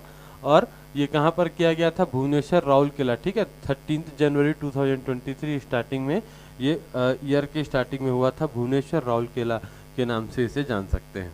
चलिए आगे बढ़ते हैं। Who issues 1 rupees note in India, ठीक है। 1 रुपीज़ नोट, इसे इसका नोट ना, कॉइन नहीं, 1 रुपीज़ का नोट इसे कौन सी बॉडी रिलीज किए हैं, कौन सी बॉडी ने इसे बनाया है? आरबीआई ने, ministry of finance, ministry of corporate affairs and home ministry. तो चलिए क्या आएगा यहाँ पर? 1 रुपीज़ नोट। जितनी भी अगर हम करेंसी की बात करते हैं, नोट्स निकल रहे हैं, कॉइन्स निकल रहे हैं, इसे आरबीआई ही डिज़ाइन करती है, ठीक है, ध्यान रखना है। तो क्या आ जाएगा आपका? रिजर्व बैंक ऑफ इंडिया, इसने इसे इशू किया है। Who has the highest number of ODI century in international cricket? चलिए बताइए, इंटरनेशनल क्रिकेट में हाईएस्ट ओडीआई सेंचुरी अभी तक का किसके पास है? Virat Kohli, David Warner, Hashim Amla and Sachin Tendulkar. चलिए अगर आपने अभी वर्ल्ड कप देखा होगा तो आपको ये चीज़ें तुरंत ही समझ में आ जाएंगी। सचिन तेंदुलकर के पास ये रिकॉर्ड था पहले, बट अभी ये रिकॉर्ड तोड़ दिया गया है विराट कोहली के द्वारा। अगर इनके ओडीआई की बात करें, अगर इनके सेंचुरी की बात करते हैं, तो टेस्ट में अभी तक इन्होंने 29 सेंचुरी बना चुके, ओडीआई में टोटल 50 सेंचुरी बना चुके, T20 में 1 सेंचुरी एंड आईपीएल में अभी तक 7 सेंचुरी ये बना चुके हैं। ये इनके इंटरनेशनल क्रिकेट स्कोर की अगर हम बात करते हैं। अगला देखते हैं, which of the following is not a strong acid? इनमें से कौन सा स्ट्रॉन्ग एसिड नहीं है? HCl hydrochloric acid, CH3 COOH HNO3 and H2SO4 sulphuric acid, nitric acid and acetic acid. चलिए क्या आएगा यहाँ पर? हाइड्रोक्लोरिक एसिड सबसे ज़्यादा हाईली एसिड रहेगा, नाइट्रिक एसिड भी हाईली एसिडिक है, सल्फ्यूरिक एसिड भी है, बट यहाँ पर COOH ग्रुप होने के कारण, ये कार्बोक्सिलिक एसिड ग्रुप होने के कारण इसकी एसिडिटी इन सभी के कंपैरिजन में बहुत ही कम है, या जिसे हम वीक एसिड के नाम से जान सकते हैं, ठीक है। चलिए अगला क्वेश्चन देखते हैं, which of the following are ores of aluminium? ठीक है, एल्यूमिनियम के अयस्क का नाम बताइए। Bauxite, dolomite, magnesite and galena. चलिए तो क्या रहेगा? एल्यूमिनियम, जब भी एल्यूमिनियम आता है आपको अयस्क में या इसके ओर में ध्यान रखना है। बॉक्साइट क्या रहेगा? इसका ओर्स के नाम से आ जाएगा, ठीक है।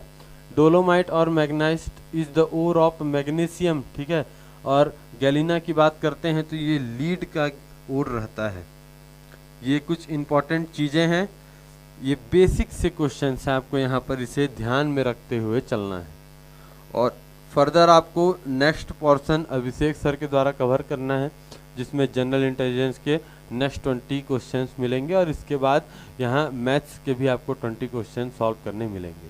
With this, thank you all. Hello dear students, welcome back to the GDC live. So dear students, ये मॉडल पेपर की सीरीज है जहां पे ESIC के बहुत सारे इंपॉर्टेंट क्वेश्चन आपको यहाँ पे डिस्कस किए जा रहे हैं। उसी सीरीज में आज हम बात करने वाले हैं फ्रॉम द जनरल इंटेलिजेंस। ये मॉडल पेपर नंबर 8 होने वाला है। चलिए आज डिस्कस करते हैं इससे रिलेटेड क्वेश्चन। आइए पहला क्वेश्चन देखिए, Karishma ranks 10th from the top and 15th from the bottom in the examination, find the total number of the student into the class. जब भी ऐसा क्वेश्चन आए सिर्फ एक काम करिए, टॉप से और बॉटम से क्या क्या रैंक है उनको जोड़ दीजिए, -1 कर दीजिए। क्यों?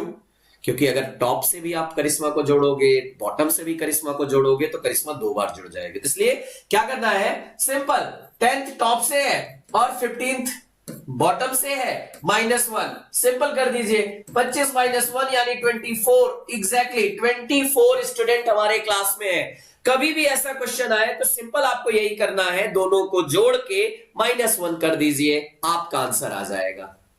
Correct? Okay, next, study the question carefully and choose the right answer. If Ranveer Singh find that he is 13th from the right, okay, right से 13th है, ओके मान लेते हैं 13th है, ये है Ranveer, and in a line of boys and 8th from the left, अच्छा left side से 8th रैंक है, good. then how many boys should be included in the line such that there are 30 boys in the line? अब देखो बोला जा रहा है कि राइट साइड से 13वें नंबर पे है और लेफ्ट साइड से 8वें नंबर पे है। तो पहले बताइए है टोटल कितने बच्चे भी उस लाइन में? तब आप सिंपल वही करोगे, 13 प्लस 8 माइनस 1, यानी अभी जो टोटल बच्चे हैं लाइन में वो 20 है। अब आपसे बोला गया कितने बच्चे और ऐड कर दिए जाए कि टोटल 30 बॉयज हो जाए। तो ऑब्वियसली 10 और ऐड कर दीजिए, 30 आंसर आ जाएगा। आएगा क्या? Yes, 10 is the 10 is the correct answer कि 10 बच्चे अगर और उसमें जुड़ जाएंगे तो हमारे वहां पे टोटल कितने हो जाएंगे? 30 स्टूडेंट हो जाएंगे। Next, Sangeeta remember that her father's birthday was certainly after 8 के बाद, but before 13th of the दिसंबर, मतलब 8 से 13 किसे 8 से 13 के बीच में दिसंबर में। And sister Natasha remember that their father's birthday was definitely after 11th, okay, but before 14th। तो देखो 13 होगा नहीं, 14 होगा नहीं, 11 होगा नहीं, कॉमन में अब बचेगा कौन दोनों में? कॉमन में दोनों में क्या बचेगा? 12th बचेगा। एग्जैक्टली, सो 12th दिसंबर उनके फादर का बर्थडे हुआ। क्योंकि आप अगर यहां पे ये बात कर रहे हो, मैं हमेशा बोला हूं कि जो डेटा दिया गया है उन दोनों में जो कॉमन है उसको फाइंड आउट कर लो, आपका आंसर आ जाएगा। Study the question carefully and choose the right answer. Okay, Priyanka Chopra rank 17th in class of 49 student. What is her ranks from the last? Simple, क्या बोला गया है? 49 स्टूडेंट है एंड उसकी जो रैंक है 17th इन अ क्लास, टॉप से उसकी रैंक है 17th, यानी उसके ऊपर कितने बच्चे हैं? 16 है। उसकी रैंक से ऊपर कितने हैं? 16 बच्चे हैं। अब एक हो गई प्रियंका, 16 पहले है, टोटल 49 है, तो 16 एक 17, और उसके बाद कितने बच्चे बचे? उसके बाद हमारे कितने बच्चे बचेंगे? That is the 32। कितने बचेंगे? 2 6 8 1 9, हाँ जी। उसके बाद कितने हुए? 32। लेकिन उसकी रैंक पूछी गई है तो 32 स्टूडेंट प्रियंका चोपड़ा के नीचे है और एक उसकी खुद की रैंक हो जाएगी। तो टोटल उसकी रैंक कितनी हुई बॉटम से? 33rd रैंक, क्योंकि 16 स्टूडेंट्स उससे ऊपर जाएंगे और 32 नीचे आएंगे और एक प्रियंका है तो 7, तभी तो हमारे टोटल 49 हुए, तो इसलिए 33। नेक्स्ट आ जाओ। How is my grandmother's only child? ये मैं हूं, मेरे फादर, मदर और ग्रैंड मदर। ओके, आगे क्या बोला गया? Grandmother's only child. Grandmother's only child मतलब नानी की बात हो रही है। बढ़िया, यानी ये मेरी क्या है? मदर है और ये मेरी नानी है, ओनली चाइल्ड है, और उनके हस्बैंड यानी मेरे फादर, हस्बैंड्स फादर। अब इनके मदर, इनकी मदर, फादर की मदर, तो ये मेरी क्या हुई? दादी हुई, ग्रैंड मदर हुई। How is related to me? Obviously grandmother, क्योंकि आपसे बोला गया कि मेरी नानी, मतलब मेरी नानी की ओनली चाइल्ड, मेरे नानी की ओनली चाइल्ड मेरी मदर, उनके हस्बैंड मेरे फादर, और मेरे फादर की मदर यानी मेरी दादी। वही तो हमारा आंसर आ गया। आएगा? एक एक लेके चला करो हमेशा। How is Ravi's mother? देखो रवि, ये है रवि, रवि की मदर, मदर्स के फादर, इनके फादर यानी रवि के नाना जी, फादर्स सन, फादर्स के son, father's son related to Ravi father's. Okay, ये मेरी मदर है तो ये मेरे फादर होंगे। अब आपसे क्या बोला गया? हाउ इज रिलेटेड टू रवि's फादर? ये जो है यानी मेरे मदर के भाई मेरे फादर के क्या हुए? ऑब्वियसली साला होंगे, तो ब्रदर इन लॉ आ जाएगा। अगर मेरे से पूछा जाता तब अंकल होता, लेकिन यहां क्या पूछा गया है? रवि के फादर का रिलेशन क्या है? रवि के मदर के फादर के सन से, यानी रवि के मामा से रवि के फादर का क्या रिलेशन? ऑब्वियसली जीजा साले होंगे। चलो next. How is my mother's mother? मेरी मदर, ये मैं हूं, मेरी मदर, मदर की मदर, अच्छा इनकी भी mother, mother's only son in law, obviously बात है इनके हस्बैंड होंगे, ये इनके सन इन लॉ हो जाएंगे। Good, son in law, son in law sister, son in law's sister, इनकी सिस्टर रिलेटेड टू मी। अब बताइए ये किससे, मेरे से क्या इनका रिश्ता होगा? मेरी बुआ होंगी, ऑब्वियसली तो क्या होंगी? आंट होंगी। एग्जैक्टली, क्योंकि मेरी मदर के सन इन लॉ मतलब मेरे पिताजी, और उनकी बहन मेरी बुआ। आंसर आ गया सिस्टर। कितने इजी है ना। अब मुझे नहीं लगता कि आपको ब्लड रिलेशन में इतनी दिक्कत आ रही होगी, वर्ड वर्ड चलना है।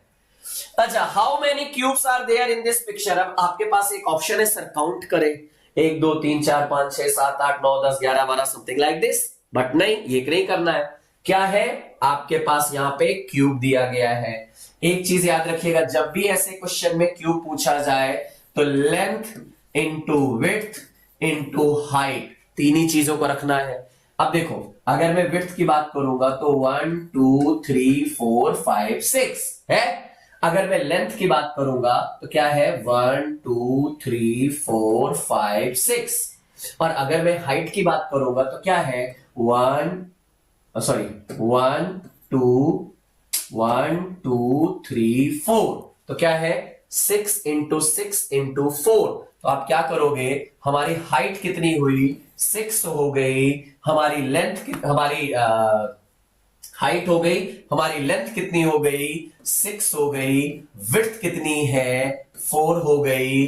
कर दीजिए 6 चौको 24 छंगम 200 6 चौको 24 6 छंग 36 36 दून 72 144। हाँ जी, 144 इज द करेक्ट आंसर। आपका आंसर 144 आया। क्या करना है?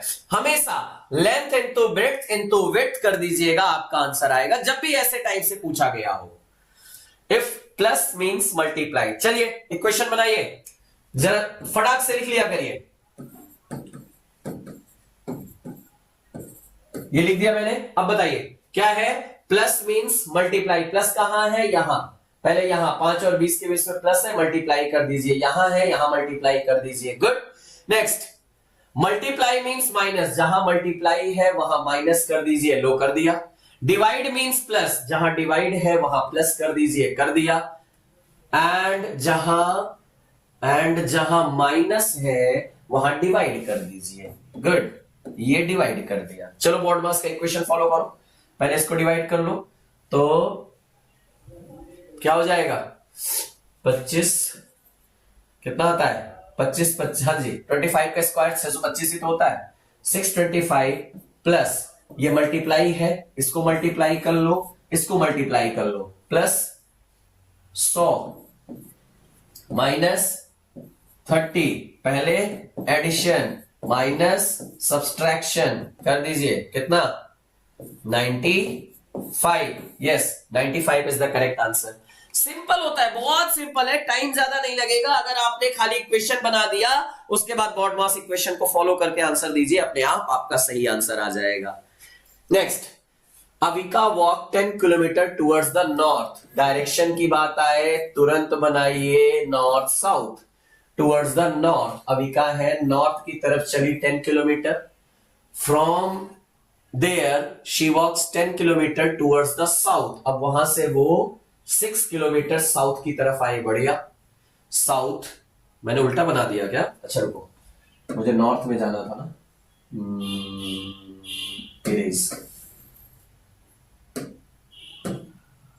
10 किलोमीटर गए। गुड। यहां से 6 किलोमीटर साउथ। अच्छा, वापस आ गए। गुड। 6 किलोमीटर वापस आ गए। बढ़िया। South. Then she walk 3 kilometre towards the east. अब यहां से 3 किलोमीटर इधर गए। Good. How far she from her starting point. Good, बहुत बढ़िया। ये वाला क्वेश्चन हमेशा क्या करना है? देखो, 10 किलोमीटर गए थे, 6 किलोमीटर वापस आ गए। अब बताइए कितनी, इसकी कितनी डिस्टेंस, यहां से लेके यहां तक की डिस्टेंस कितनी हुई? 10 गए थे, 6 वापस आए थे, तो ये 4 हुआ, ये हो गया 3। अब बताइए आपसे ये वाला डिस्टेंस पूछा गया है, तो ट्रायंगल बन रहा है क्या? जब भी ऐसा आता है तो क्या आपको पाइथागोरस थ्योरम याद आ रही है क्या? क्या अगर मैं इसको ए, ये बी, ये सी, ये डी, तो क्या होगा? A B square plus B D square is equal A D square कर दीजिएगा। 4 square plus 3 square is equal A D square. कितना आ जाएगा? 4 चौक 16, 3 त्रिका 9, हाँ जी 25। 25 is equal A D square. A D is equal कितना आ जाएगा? 5। हाँ जी, पाइथागोरस थ्योरम तुरंत आपको लगाना है और आपको आंसर लगाना है। बस ये ध्यान रखना है कि आपने जो पढ़ा सही डायरेक्शन आपने बनाया कि नहीं बनाया। 10 गए, 6 आए, 3 गए, तो आपको ये बताना है कितना हुआ। Correct. Next, if 2 days back it was the 9th November 2014 and was the day Sunday। अच्छा, 2 दिन पहले 9th नवंबर को संडे था। then tomorrow will be good। today, yesterday, day before yesterday, ये 1 दिन पहले, ये 2 दिन पहले। 2 दिन पहले क्या था? 9th नवंबर था, तो ऑब्वियस सी बात है यस्टरडे 10th था, आज 11th है। और यहां पे था संडे, ये हो गया मंडे, आज है Tuesday. Then tomorrow will be, अब बताओ टुमारो क्या होगा? तो आज है ट्यूसडे, तो कल होगा वेडनेसडे 12 तारीख। 12th नवंबर 2014 वेडनेसडे होगा क्या? हाँ जी, वेडनेसडे 12th नवंबर, ये आंसर आ जाएगा। सिंपल है, क्योंकि आपसे बोला गया है 2 दिन पहले संडे था 9th नवंबर। बताइए कल क्या होगा, आने वाले में टुमारो में क्या होगा? सिंपल है आपको बनाना। Next, if ACEZ is equal 16 then BDFH। बहुत सिंपल, क्या करना है? क्या करना है? जरा इनका अल्फाबेट का नंबरिंग रखो। 1 3 5 7, काउंट करो। 7 5 12 3 15 1 16, एग्जैक्टली यहां रखो। 2 4 6 8 8 6 14 6 20 20 आंसर है। लो भैया, कितना इजी था ये। SIC के क्वेश्चन ऑलरेडी पूछा हुआ क्वेश्चन है। आपसे यहां पे सिर्फ उनके अल्फाबेटिकल नंबरिंग को ऐड करके दे देना था और आपको आंसर निकाल लेना था। In the following figure the circle represent men, अच्छा सर्कल है men, good. Rectangle represent doctor, okay ये doctor, and the triangle represent the lawyer. Find out the men, मतलब इस सर्कल के अंदर ही ढूंढना है men who are doctor. Who are doctor यानी हमें इसके अंदर भी रहना है, बट नॉट लॉयर यानी इसके अंदर नहीं जाना है। गुड। अब बताइए इसमें और इसमें कॉमन बचा क्या? ई बचा। हाँ जी, ये वो है, ई वो है जो डॉक्टर है, मेन है, बट लॉयर नहीं है। So E is the correct answer. Simple बना देना है। अगर मैं जी लेता तो ये वो है जो डॉक्टर है, मेन है, लॉयर है, तीनों है। इसलिए आपसे क्या पूछा गया है? जो पूछा गया है उसी पे ध्यान दीजिएगा। देखो एक और, which of the following number is represented in 3? Okay, 3 geometrical figure. Which of the following number is present in 3 geometric? अच्छा, ऐसा कौन सा नंबर है जो तीन जियोमेट्रिकल फिगर में प्रेजेंट है? देखो अब आपके पास यहां पे क्या है? एक रेक्टेंगल है, एक सर्कल है, एक ट्राइंगुलर है और एक, चलो एक और मैं ट्राइंगुलर ही मान ले रहा हूं। अब देखो 4 केवल एक में है, 5 2 में है, 7 3 में है, बिल्कुल है। 6 सर ये चारों में है, ये नहीं आएगा। ये 2 में है, ये भी नहीं आएगा। 2 1 2 3, हाँ 2 है, 2 3 में आ रहा है। तो 7 और 2 मेरे 2 ऐसे नंबर है जो 3 जियोमेट्रिकल फिगर में है। 2 का आंसर नहीं है, 7 का आंसर है, लगा दीजिएगा। मतलब कितने ऐसे नंबर हैं, कौन सा ऐसा नंबर है जो 3 स्ट्रक्चर में प्रेजेंट है? 1 2 में है, 5 2 में है, 4 1 में है, 3 2 में है, 2 3 में है, 6 4 में है, 7 3 में है, और उसी से आंसर आ जाएगा। फाइंड आउट करके देख लीजिए। Which one of the following diagram correctly represent the relationship among the classes? Tennis fan, cricketer, player, student. देखो कुछ स्टूडेंट टेनिस प्लेयर, टेनिस के फैन हैं, कुछ स्टूडेंट क्रिकेट प्लेयर हैं, कुछ टेनिस फैन क्रिकेट प्लेयर हैं, कुछ टेनिस फैन स्टूडेंट है। तो हाँ, ये आपस में तीनों एक दूसरे से मिले जुले हैं। मतलब अगर मैं बोलूं स्टूडेंट, क्रिकेट प्लेयर और टेनिस फैन, कुछ टेनिस फैन स्टूडेंट है, कुछ टेनिस फैन क्रिकेट प्लेयर भी है, कुछ क्रिकेट प्लेयर स्टूडेंट है, कुछ क्रिकेट प्लेयर टेनिस फैन भी है, कुछ स्टूडेंट क्रिकेट प्लेयर है, कुछ टेनिस फैन भी है। तो ए आंसर आ जाएगा। यहां पे तीनों का रिलेशन प्रॉपर्ली डिस्क्राइब किया जा रहा है। आ जाए next. Which of the following alternative represent the water image of the given figure? इधर साइड पलटना है और इधर साइड पलटोगे जब ऐसे हो जाएगा तो कैसा आ जाएगा? ये ऐसा देन ऐसा देन ऐसा रिप्रेजेंट करेगा। कहां मिल रहा है? हाँ, सी में मिल रहा है। सी आंसर आ जाएगा। सिंपल, वाटर इमेज में हमारा यही तो जाता है, सीधे पलट जाता है। In each of the following question choose the missing term out of the given alternative. आइए मिसिंग नंबर बताइए। E F G H I J, तो पहले K L लगा दो।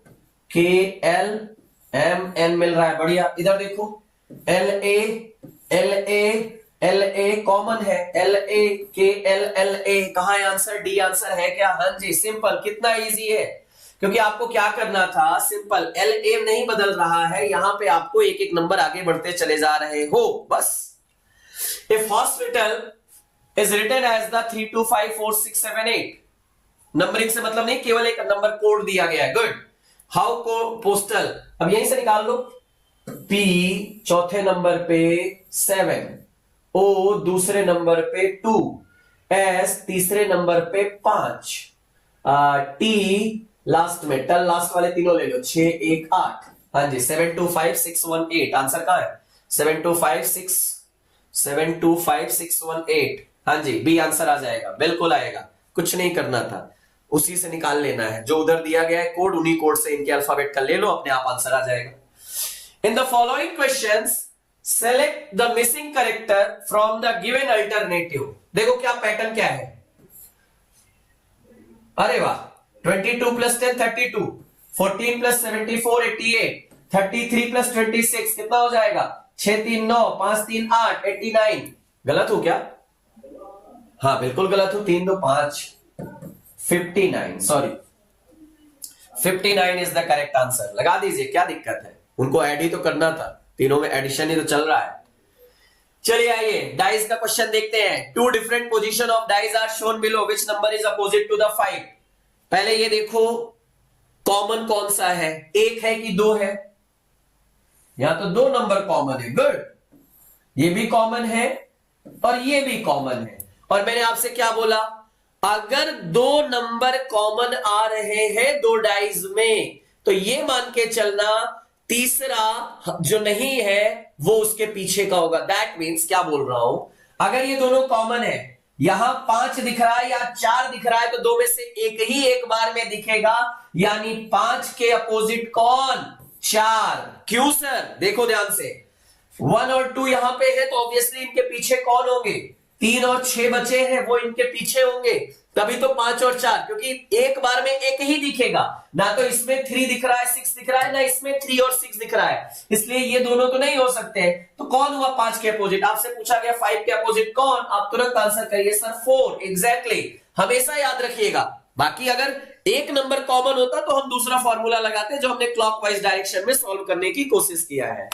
सो ये रहे हमारे question from the model paper number 8। I hope in question से आपका मोटिवेशन और साथ ही साथ आपका रिवीजन हो रहा होगा। So keep continue with this, हम आपको ऐसे ही आगे और चीजें प्रोवाइड करते रहेंगे। Thank you so much to all of you. Hello dear students, welcome to GDC YouTube channel. हम डिस्कस करेंगे आज हमारा मॉडल पेपर नंबर 8। इसमें जो क्वेश्चंस रहेंगे हमारे अर्थमेटिक एबिलिटी के क्वेश्चंस रहने वाले हैं। इसके पहले भी अपन ने बहुत सारे मॉडल पेपर्स में क्वेश्चंस को सॉल्व किए हैं, और बेसिकली हमको फोकस करना है जो क्वेश्चंस रहेंगे उनको लॉजिक बेस्ड आप सॉल्व करने की कोशिश करें, एकदम फार्मूले बेस्ड करें। बहुत सारे क्वेश्चंस ऐसे होते हैं कि जो आपका पुराना जो नॉलेज है उसके अकॉर्डिंग भी आपके सॉल्व हो सकते हैं। बहुत से क्वेश्चंस ऐसे होते हैं जो आपका पुराना नॉलेज रहता है उसके अकॉर्डिंग भी क्वेश्चंस आपके सॉल्व हो जाएंगे, ठीक है ना। तो इसलिए ऐसा नहीं है कि आप क्वेश्चन सॉल्व नहीं कर पाओगे, आसानी से करना है। अपन को मैथ्स देख के नहीं डरना कि ये मैथ्स के क्वेश्चंस हैं, ठीक है। अपन को मैथ्स नहीं, ये मान के चलो कि ये सिंपल से क्वेश्चंस हैं, कोई बहुत आपकी टफ मैथ्स नहीं आती इसमें कि आपको लगे कि नहीं हम पे बनेगा नहीं। मैथ्स एकदम इजी रहती है, बहुत टफ मैथ्स नहीं आती है, ठीक है। तो इसको प्रॉपर करते हैं, स्टार्ट करते हैं हम क्वेश्चंस।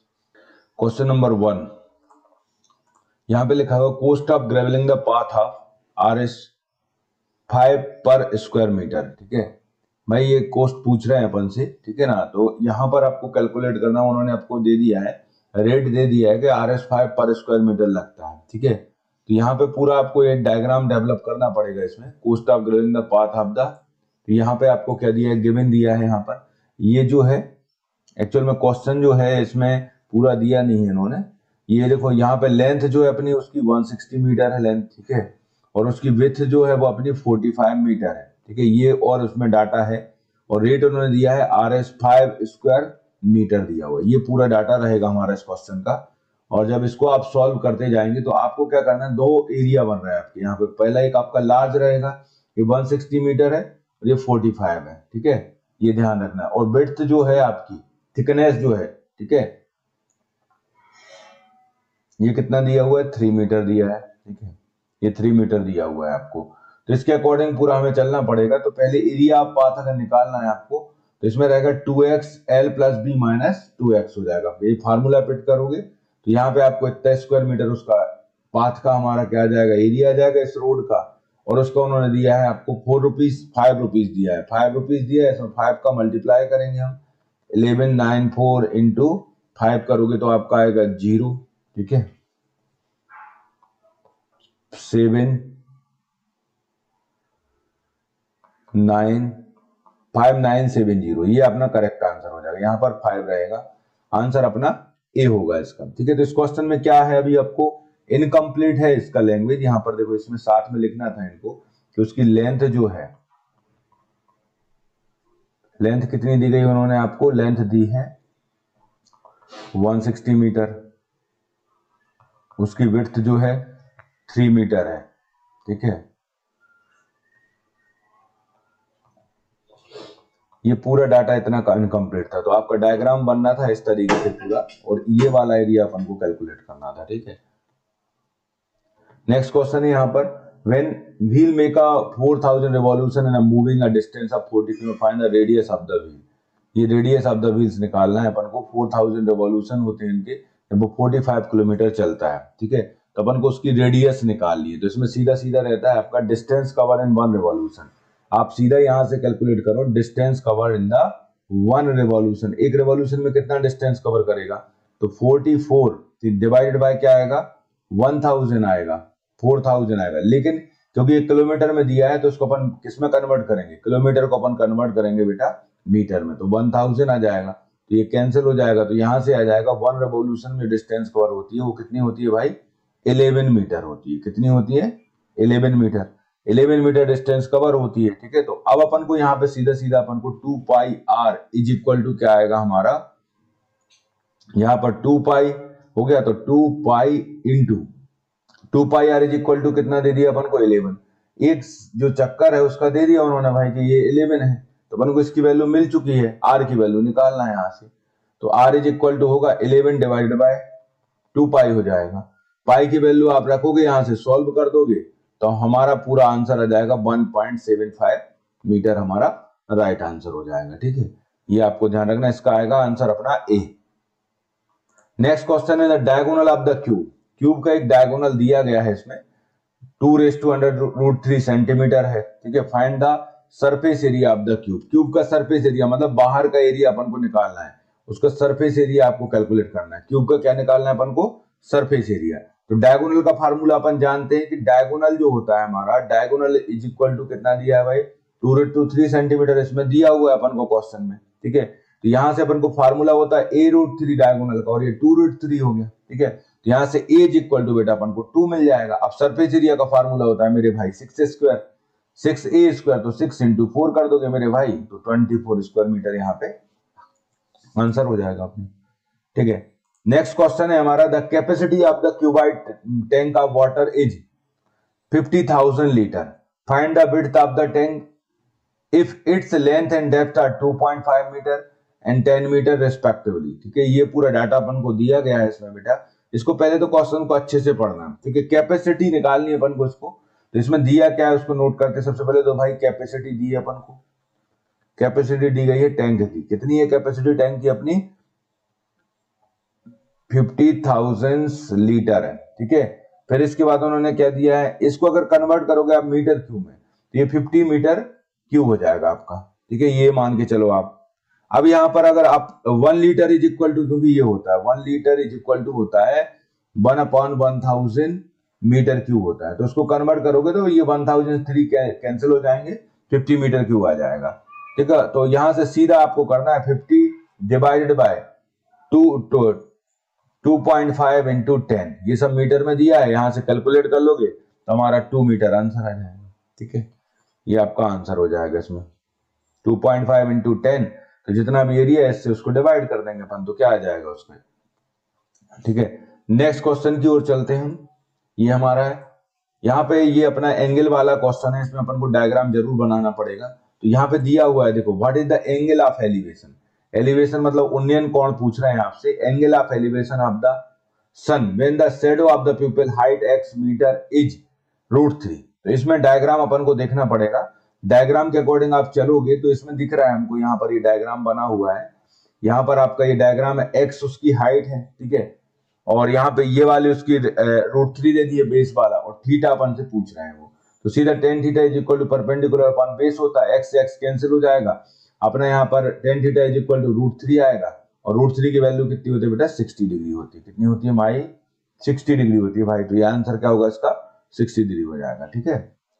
नेक्स्ट क्वेश्चन की ओर चलते हैं अपन लोग। A man sold article for RS 322 gaining 1/6 of his outlay, ठीक है।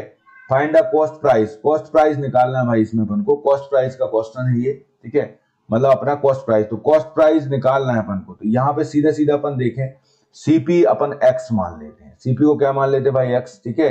तो उसका गेन कितना है, से 1/6 है, तो x/6 हो जाएगा ये, ठीक है। यहाँ से अकॉर्डिंग टू द क्वेश्चंस, यहाँ पे अपन उसको अगर टोटल करते हैं, x plus c is equal to selling price हो जाएगा उसका 332। इसको सॉल्व कर दोगे भाई, x की वैल्यू निकल के आ जाएगी 276 आ जाएगा अपना, ये आंसर हो जाएगा, ठीक है। तो ये हमारा इसका आंसर रहेगा। नेक्स्ट क्वेश्चन है हमारा, ये सम वाला क्वेश्चन है। Sum of the all prime numbers between 20 to 60 is, इसमें 20 to 60, तो भाई हमको यहाँ पे लिखते चलना है नंबर्स अपने। 20 to 60 में आपको 23 लिखना है, 29 लिखना पड़ेगा, 31, 37, ठीक है, 41, ठीक है, ऐसा सब लिखेंगे अपन, और इन सबको आप टोटल करते चले जाओगे तो इनका आंसर कितना आ जाएगा आपका, 320 आ जाएगा। इसमें सीधा सीधा आपको लिख के जोड़ देना है और कुछ नहीं करना। प्राइम नंबर्स जो रहेंगे उनको ऐड कर देना है अपन को, बस। नेक्स्ट क्वेश्चन है, द एवरेज ऑफ 3 बॉयज, ठीक है, उनकी एज का एवरेज भाई 15 ईयर्स है, ठीक है, और इफ देयर एज रेशो इतना है, तो यंगेस्ट बॉय का अपन को एज बताना है, मतलब 3 वाले का बताना है। तो सबसे पहला काम तो वही करेंगे, इनका जो एज है टोटल कितना हो जाएगा, एक का भाई एवरेज 15 है, 3 है ये, तो टोटल कितने होंगे, 15 इंटू 3, तो टोटल तो 45 ईयर्स है। रेशो दे दिया है, 3x plus 5x plus 7x is equal to 45 हो जाएगा। x की वैल्यू यहां से निकालोगे तो x इज इक्वल टू आ जाएगा आपका 15, ठीक है। अब आपका x इज इक्वल टू आएगा यहाँ पर 45 डिवाइडेड बाय 15, तो x की वैल्यू आएगी 3। अब अपन से अंग की पूछ रहे हैं, तो इसमें 3 इंटू 3 तो क्या हो जाएगा भाई, 9 ईयर आंसर हो जाएगा इसका, ठीक है। सीधा सीधा ये क्वेश्चन था हमारा। नेक्स्ट क्वेश्चन है यहाँ पर, अगला क्वेश्चन आपको दिया गया है यहाँ पे, what will the come in place of the question mark in the following question. इस क्वेश्चन में क्वेश्चन मार्क पे क्या आएगा, मतलब इसको हमको सॉल्व करना है, सीधी सी बात ये है। तो आपको वही चीज है, यहाँ से सीधा सीधा परसेंटेज को सॉल्व करेंगे, तो ये 48/16 इंटू 21 आएगा, x की वैल्यू यहाँ पर 63 आ जाएगी। सीधा सीधा इसको सॉल्व कर लेना है हमको, इनको सॉल्व करेंगे, इनको सॉल्व करेंगे, मल्टीप्लाई कर दोगे तो आंसर क्या आ जाएगा, 63 आ जाएगा, ठीक है। क्वेश्चन है हमारा next, as 25, a is 25% less than b, then what will be the value of 2b minus a। तो यहाँ पर आपको क्या करना पड़ेगा, अपन को एक किसी ना किसी को 25% लेस देन द b, तो अपन b को क्या मानते हैं, यहाँ पर a जो है 75% किसका है, b का, ठीक है। तो ये लिख लिया अपन ने, तो अपन उसको फ्रैक्शन में कन्वर्ट करेंगे, तो a is equal to 354b हो जाएगा। तो a अपॉन b अपन को मिल जाएगा भाई 3/4 होता है, ठीक है। तो a की वैल्यू कितनी हो जाएगी अपनी, 3x हो जाएगी, और b की हो जाएगी 4x। इक्वेशन में पुट करेंगे तो हमको a और b का रेशो क्या आ जाएगा, ये, इसका रेशो क्या हो जाएगा, 5/3 हो जाएगा। शॉर्ट ट्रिक से भी चल सकते हो, पूरा फुल मेथड से कर सकते हो। 5/3 फुल मेथड से ही करना, तो ज्यादा बेटर रहेगा, उसमें गलती होने के चांसेस बहुत कम रहेंगे। आप फुल मेथड से करेंगे तो जो गलत होने के चांसेस है वो बहुत कम हो जाते हैं, आपका क्वेश्चन जो है एकदम सही होगा। नेक्स्ट क्वेश्चन है Mohan sold a plot for 2 lakh at 20% loss, ठीक है। What price should be sell the plot for 10% profit, ठीक है। भाई एक मोहन ने प्लॉट खरीदा, उसको 2 लाख रुपए में उसको 20% का नुकसान हो गया है और उसको किस प्राइस पे बेचना चाहिए कि उसको 10% का मुनाफा हो जाए। तो ये सीधा सीधा क्वेश्चन है हमारा, इसको अपन सॉल्व कर लेते हैं। यहाँ देखो सबसे पहले तो आपको क्या दिया गया है, ये फार्मूला रहेगा हमारा CP is equal to SP into 100 divided by, ठीक है, 100 माइनस परसेंटेज लॉस, इसको आप फॉलो करेंगे इसमें, ठीक है। तो यहाँ पे आपका सीधा आएगा 2 lakh minus 2 lakh is equal to, ठीक है, यहां से 2 लाख इंटू आएगा अपना 100 डिवाइडेड बाय 20% तो 180 आएगा। इसको सॉल्व आप कर लोगे तो ये आ जाएगा 2.5 लाख रुपए, 2.5 लाख आ जाएगा, ठीक है। अब उसको क्या करना है, इस पे भी बेनिफिट लेना है, तो ये सीधा सीधा सेलिंग प्राइस फॉर 10% बेनिफिट क्या होगा, CP इंटू 1/10/100 हो जाएगा। CP की वैल्यू अपन को पता है, CP की वैल्यू ये होगी आपकी, इसको रखोगे तो हमारा आंसर निकल के आ जाएगा 275,000, ये आंसर अपना ए हो जाएगा, ठीक है। नेक्स्ट क्वेश्चन है a machine travels at the 1350 kilometre per hour, how many metres does it travel 1 second, ठीक है। 1 सेकेंड का पूछ लिया है, किलोमीटर पर आवर दिया है तो कन्वर्ट कर दो बेटा इसको, कोई दिक्कत नहीं है। 1 सेकेंड में कितना ट्रेवल करेगी, टाइम दे दिया अपन को, स्पीड दे दी है, अब बताइए उसमें क्या दिक्कत है। इसको अपन पहले तो कन्वर्ट करो उसमें मीटर से, इसको करो 15/18 कर दो, तो ये इसकी स्पीड आ जाएगी जो हमारी कितनी हो जाएगी, 375 मीटर पर सेकेंड हो जाएगी, ठीक है। अब 1 सेकेंड का पूछ रहे हैं बेटा तो आंसर ही लिखा है यहाँ पर, सीधा कन्वर्जन था अपना और कुछ नहीं था इस क्वेश्चन में। नेक्स्ट क्वेश्चन ये find the compound interest of RS 1000 for 2 year 2%। इसमें कंपाउंड इंटरेस्ट का बेटा सीधा फार्मूला लगा देना है हमारे लिए, जो हम फार्मूला पढ़ते हैं उससे इसका कैलकुलेशन हो जाएगा और हमारा 20.4 इसका आंसर आ जाएगा, ठीक है। 20.4 आंसर इसका आ जाएगा, ठीक है। सीधा फार्मूला आप लगाएंगे कंपाउंड इंटरेस्ट का जो रहता है, ठीक है। यहां पे आप टाइम लगा दोगे 2 इयर्स के लिए, इसको कैलकुलेट कर दोगे तो हमारा आ जाएगा 20.4 आंसर हो जाएगा, ठीक है। नेक्स्ट क्वेश्चन है least multiple of 7 which have a remainder 4 when divided by 6, 9, 15 and 18, ठीक है। तो इसको सॉल्व करना है आपको, लिस्ट मल्टीप्लायर पूछ रहे हैं अपन से, तो वही आपको LCM निकालना है सबसे पहले तो इन लोगों का, ठीक है। तो अगर आप इसका LCM निकालते हैं 6, 9, 15 और 18 का, तो बेटा LCM आएगा हमारा 90, ठीक है। अब रिक्वायर्ड नंबर, तो यहाँ पे आपको क्या लिखा, मल्टीपल ऑफ 7, तो सीधा सीधा इक्वेशन बनेगा आपका यहाँ पर 90 इंटू 4 प्लस 4, तो यहाँ पे आंसर आएगा अपना 64, क्या आएगा 64 आंसर आ जाएगा, ठीक है। इसको ऐसा इक्वेशन बनाएंगे अपन 90K प्लस 4, ठीक है। यहां से इसको अगर सॉल्व करोगे, इसको अपन डिवाइड करते हैं, ठीक है। यहां से अगर 7 से डिवाइड करोगे बेटा तो K की वैल्यू 4 आ जाएगी, तो यहां से पूरा इसमें फुल फिट कर दिया अपन ने वैल्यू, ठीक है। तो ये K की वैल्यू रख दी, 4 की वैल्यू रखी, तो वहां से आंसर हमारा फिर 364 मैंने निकाल दिया है। नेक्स्ट क्वेश्चन है हमारा the odd one out from the sequence of number, इस सीक्वेंस नंबर में से हमको ऑड वन बताना है। अब बताइए ऑड वन कौन सा होगा, देखते हैं सीक्वेंस को, देखो आप, ठीक है, कौन सा होना चाहिए। देखो ये यहां से देखो तो 19 ऑड नंबर ये है, ये है, ये है, ये है, ठीक है, ये है भाई ऑड। ऑड मतलब ऑड नहीं पूछ रहा है, वो ऑड इवन नहीं समझ लेना, ठीक है, ठीक है। इवन नंबर है, बाकी सभी ऑड नंबर, तो यहाँ लिखा ऑड वन लिखा है, ऑड नंबर थोड़ी पूछ रहा है, वो ऑड वन पूछा है। इनमें से अलग कौन है, तो ये है आपका 46, ठीक है। नेक्स्ट क्वेश्चन है हमारा a mixture contain alcohol and water in the ratio of the 4:3, 5 litre of water added to the mixture, the ratio become 4:5, find the quantity of alcohol given in mixture, ठीक है। तो quantity of alcohol को निकालना है आपको, ratio उन्होंने दे दी है अपन को। तो सबसे पहले अपन देखते हैं इसको, देखो यहां पर दिया है quantity of alcohol in water 4x and 3x हो जाएगा। सबसे पहले तो स्टार्टिंग में 4x एंड 3x हो जाएगा, ठीक है। ये अल्कोहल हो गया भाई और ये वाटर हो गया हमारा, ठीक है। अब क्या है यहाँ पर अपना फिर से उसमें क्या रेशो अपना चेंज हो गया, and then 5 litre of water add किया अपन ने, 5 लीटर वाटर ऐड कर दिया इसमें। जब 5 लीटर वाटर ऐड करोगे तो रेशो क्या होता है हमारा, बदल जाता है। तो अपन उसको इक्वेशन बनाते हैं। ये हमारा एल्कोहल था, ठीक है, इसमें अपन ने 4x था और पहले से 3x वाटर था, तो 3x + 5 और लीटर ऐड कर दिया इसमें। तो रेशो कितना बन गया भाई, और ये हो गया रेशो हमारा 4/5। इसको सॉल्व करना है हमारे लिए, तो हमारे लिए x की वैल्यू कितनी आएगी यहाँ से सॉल्व करने पर, ये आ जाएगी 2.5 लीटर, ठीक है। ये x की वैल्यू है, अपन से एल्कोहल का पूछ रहे हैं, तो ये एल्कोहल कितना है 4x है, ठीक है। तो अपन को 4 से मल्टीप्लाई कर दोगे उसका, 4 × 2.5 करोगे आप, तो कितना आएगा 10 लीटर आ जाएगा हमारा आंसर, ठीक है। नेक्स्ट क्वेश्चन है the compound interest of certain sum of 2 years at this then the sum is, total अपन को कैलकुलेट करना है, ठीक है। तो आपको यहां पर सीधा सीधा फार्मूला यूज करना पड़ेगा। इन्होंने दिया है आपको प्रिंसिपल, अपन को कितना दिया है, ये दे दिया 3200, 5% पर 1 ईयर कितना होगा 160 होगा, तो ये हो जाएगा। फिर इस पे लगाओगे आप 5%, तो ये हो जाएगा 328, ठीक है। ये इसका आंसर क्या होगा हमारा 3200 होगा, सीधा सीधा आंसर।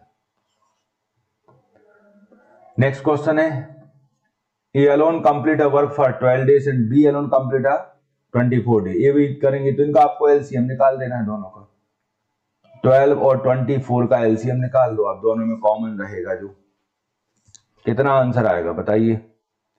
एलसीएम निकालना है अपन को इसको सीधा सीधा।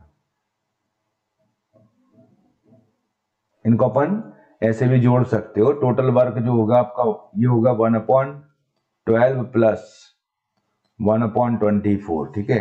इनको ऐड कर दोगे तो 1/8 आ जाएगा। टोटल कितना लगेगा, जब साथ में काम करेंगे तो 8 दिन में क्या कर लेंगे, फिनिश कर लेंगे। बस travel at the rate of the 54 kilometre without stoppage, 45 km/h पर with stoppage, how many minute does the bus stop average per hour, ये पूछा है इन्होंने। स्पीड में भाई अलग अलग हो जाता है, ये चलता है बिना नॉन स्टॉप बस है और ये स्टॉप बस है, दोनों का डिफरेंस निकालना है अपन को। सेम डिस्टेंस मान लो आप, तो यहां से क्या होगा अपन को, अगर अब बात करें स्पीड जो होती है हमारी, स्पीड इज इक्वल टू क्या होता है, डिस्टेंस अपॉन टाइम होता है। डिस्टेंस तो अपना कॉमन है दोनों में, ठीक है, डिस्टेंस तो अपना कॉमन है, तो सीधा सीधा रेशो बनेगा स्पीड इनटू टाइम, ठीक है। तो जो स्पीड का अंतर होगा वही तो रहेगा यहाँ पर। डायरेक्टली अगर देखा जाए तो उसको ही कैलकुलेट करना पड़ेगा। तो distance travel in the 9 kilometre, ठीक है। ये 9 किलोमीटर लेस चल रहा है यहाँ पर, दिख रहा है, तो यहाँ से सीधा 9 किलोमीटर है इंटू 60 करोगे इसमें 9 किलोमीटर का डिफरेंस है स्पीड में, तो 9 / 54 इंटू 60 कर दो, तो हमारा 10 मिनट आंसर आएगा। इसका कितना आएगा 10 मिनट आंसर हो जाएगा अपना।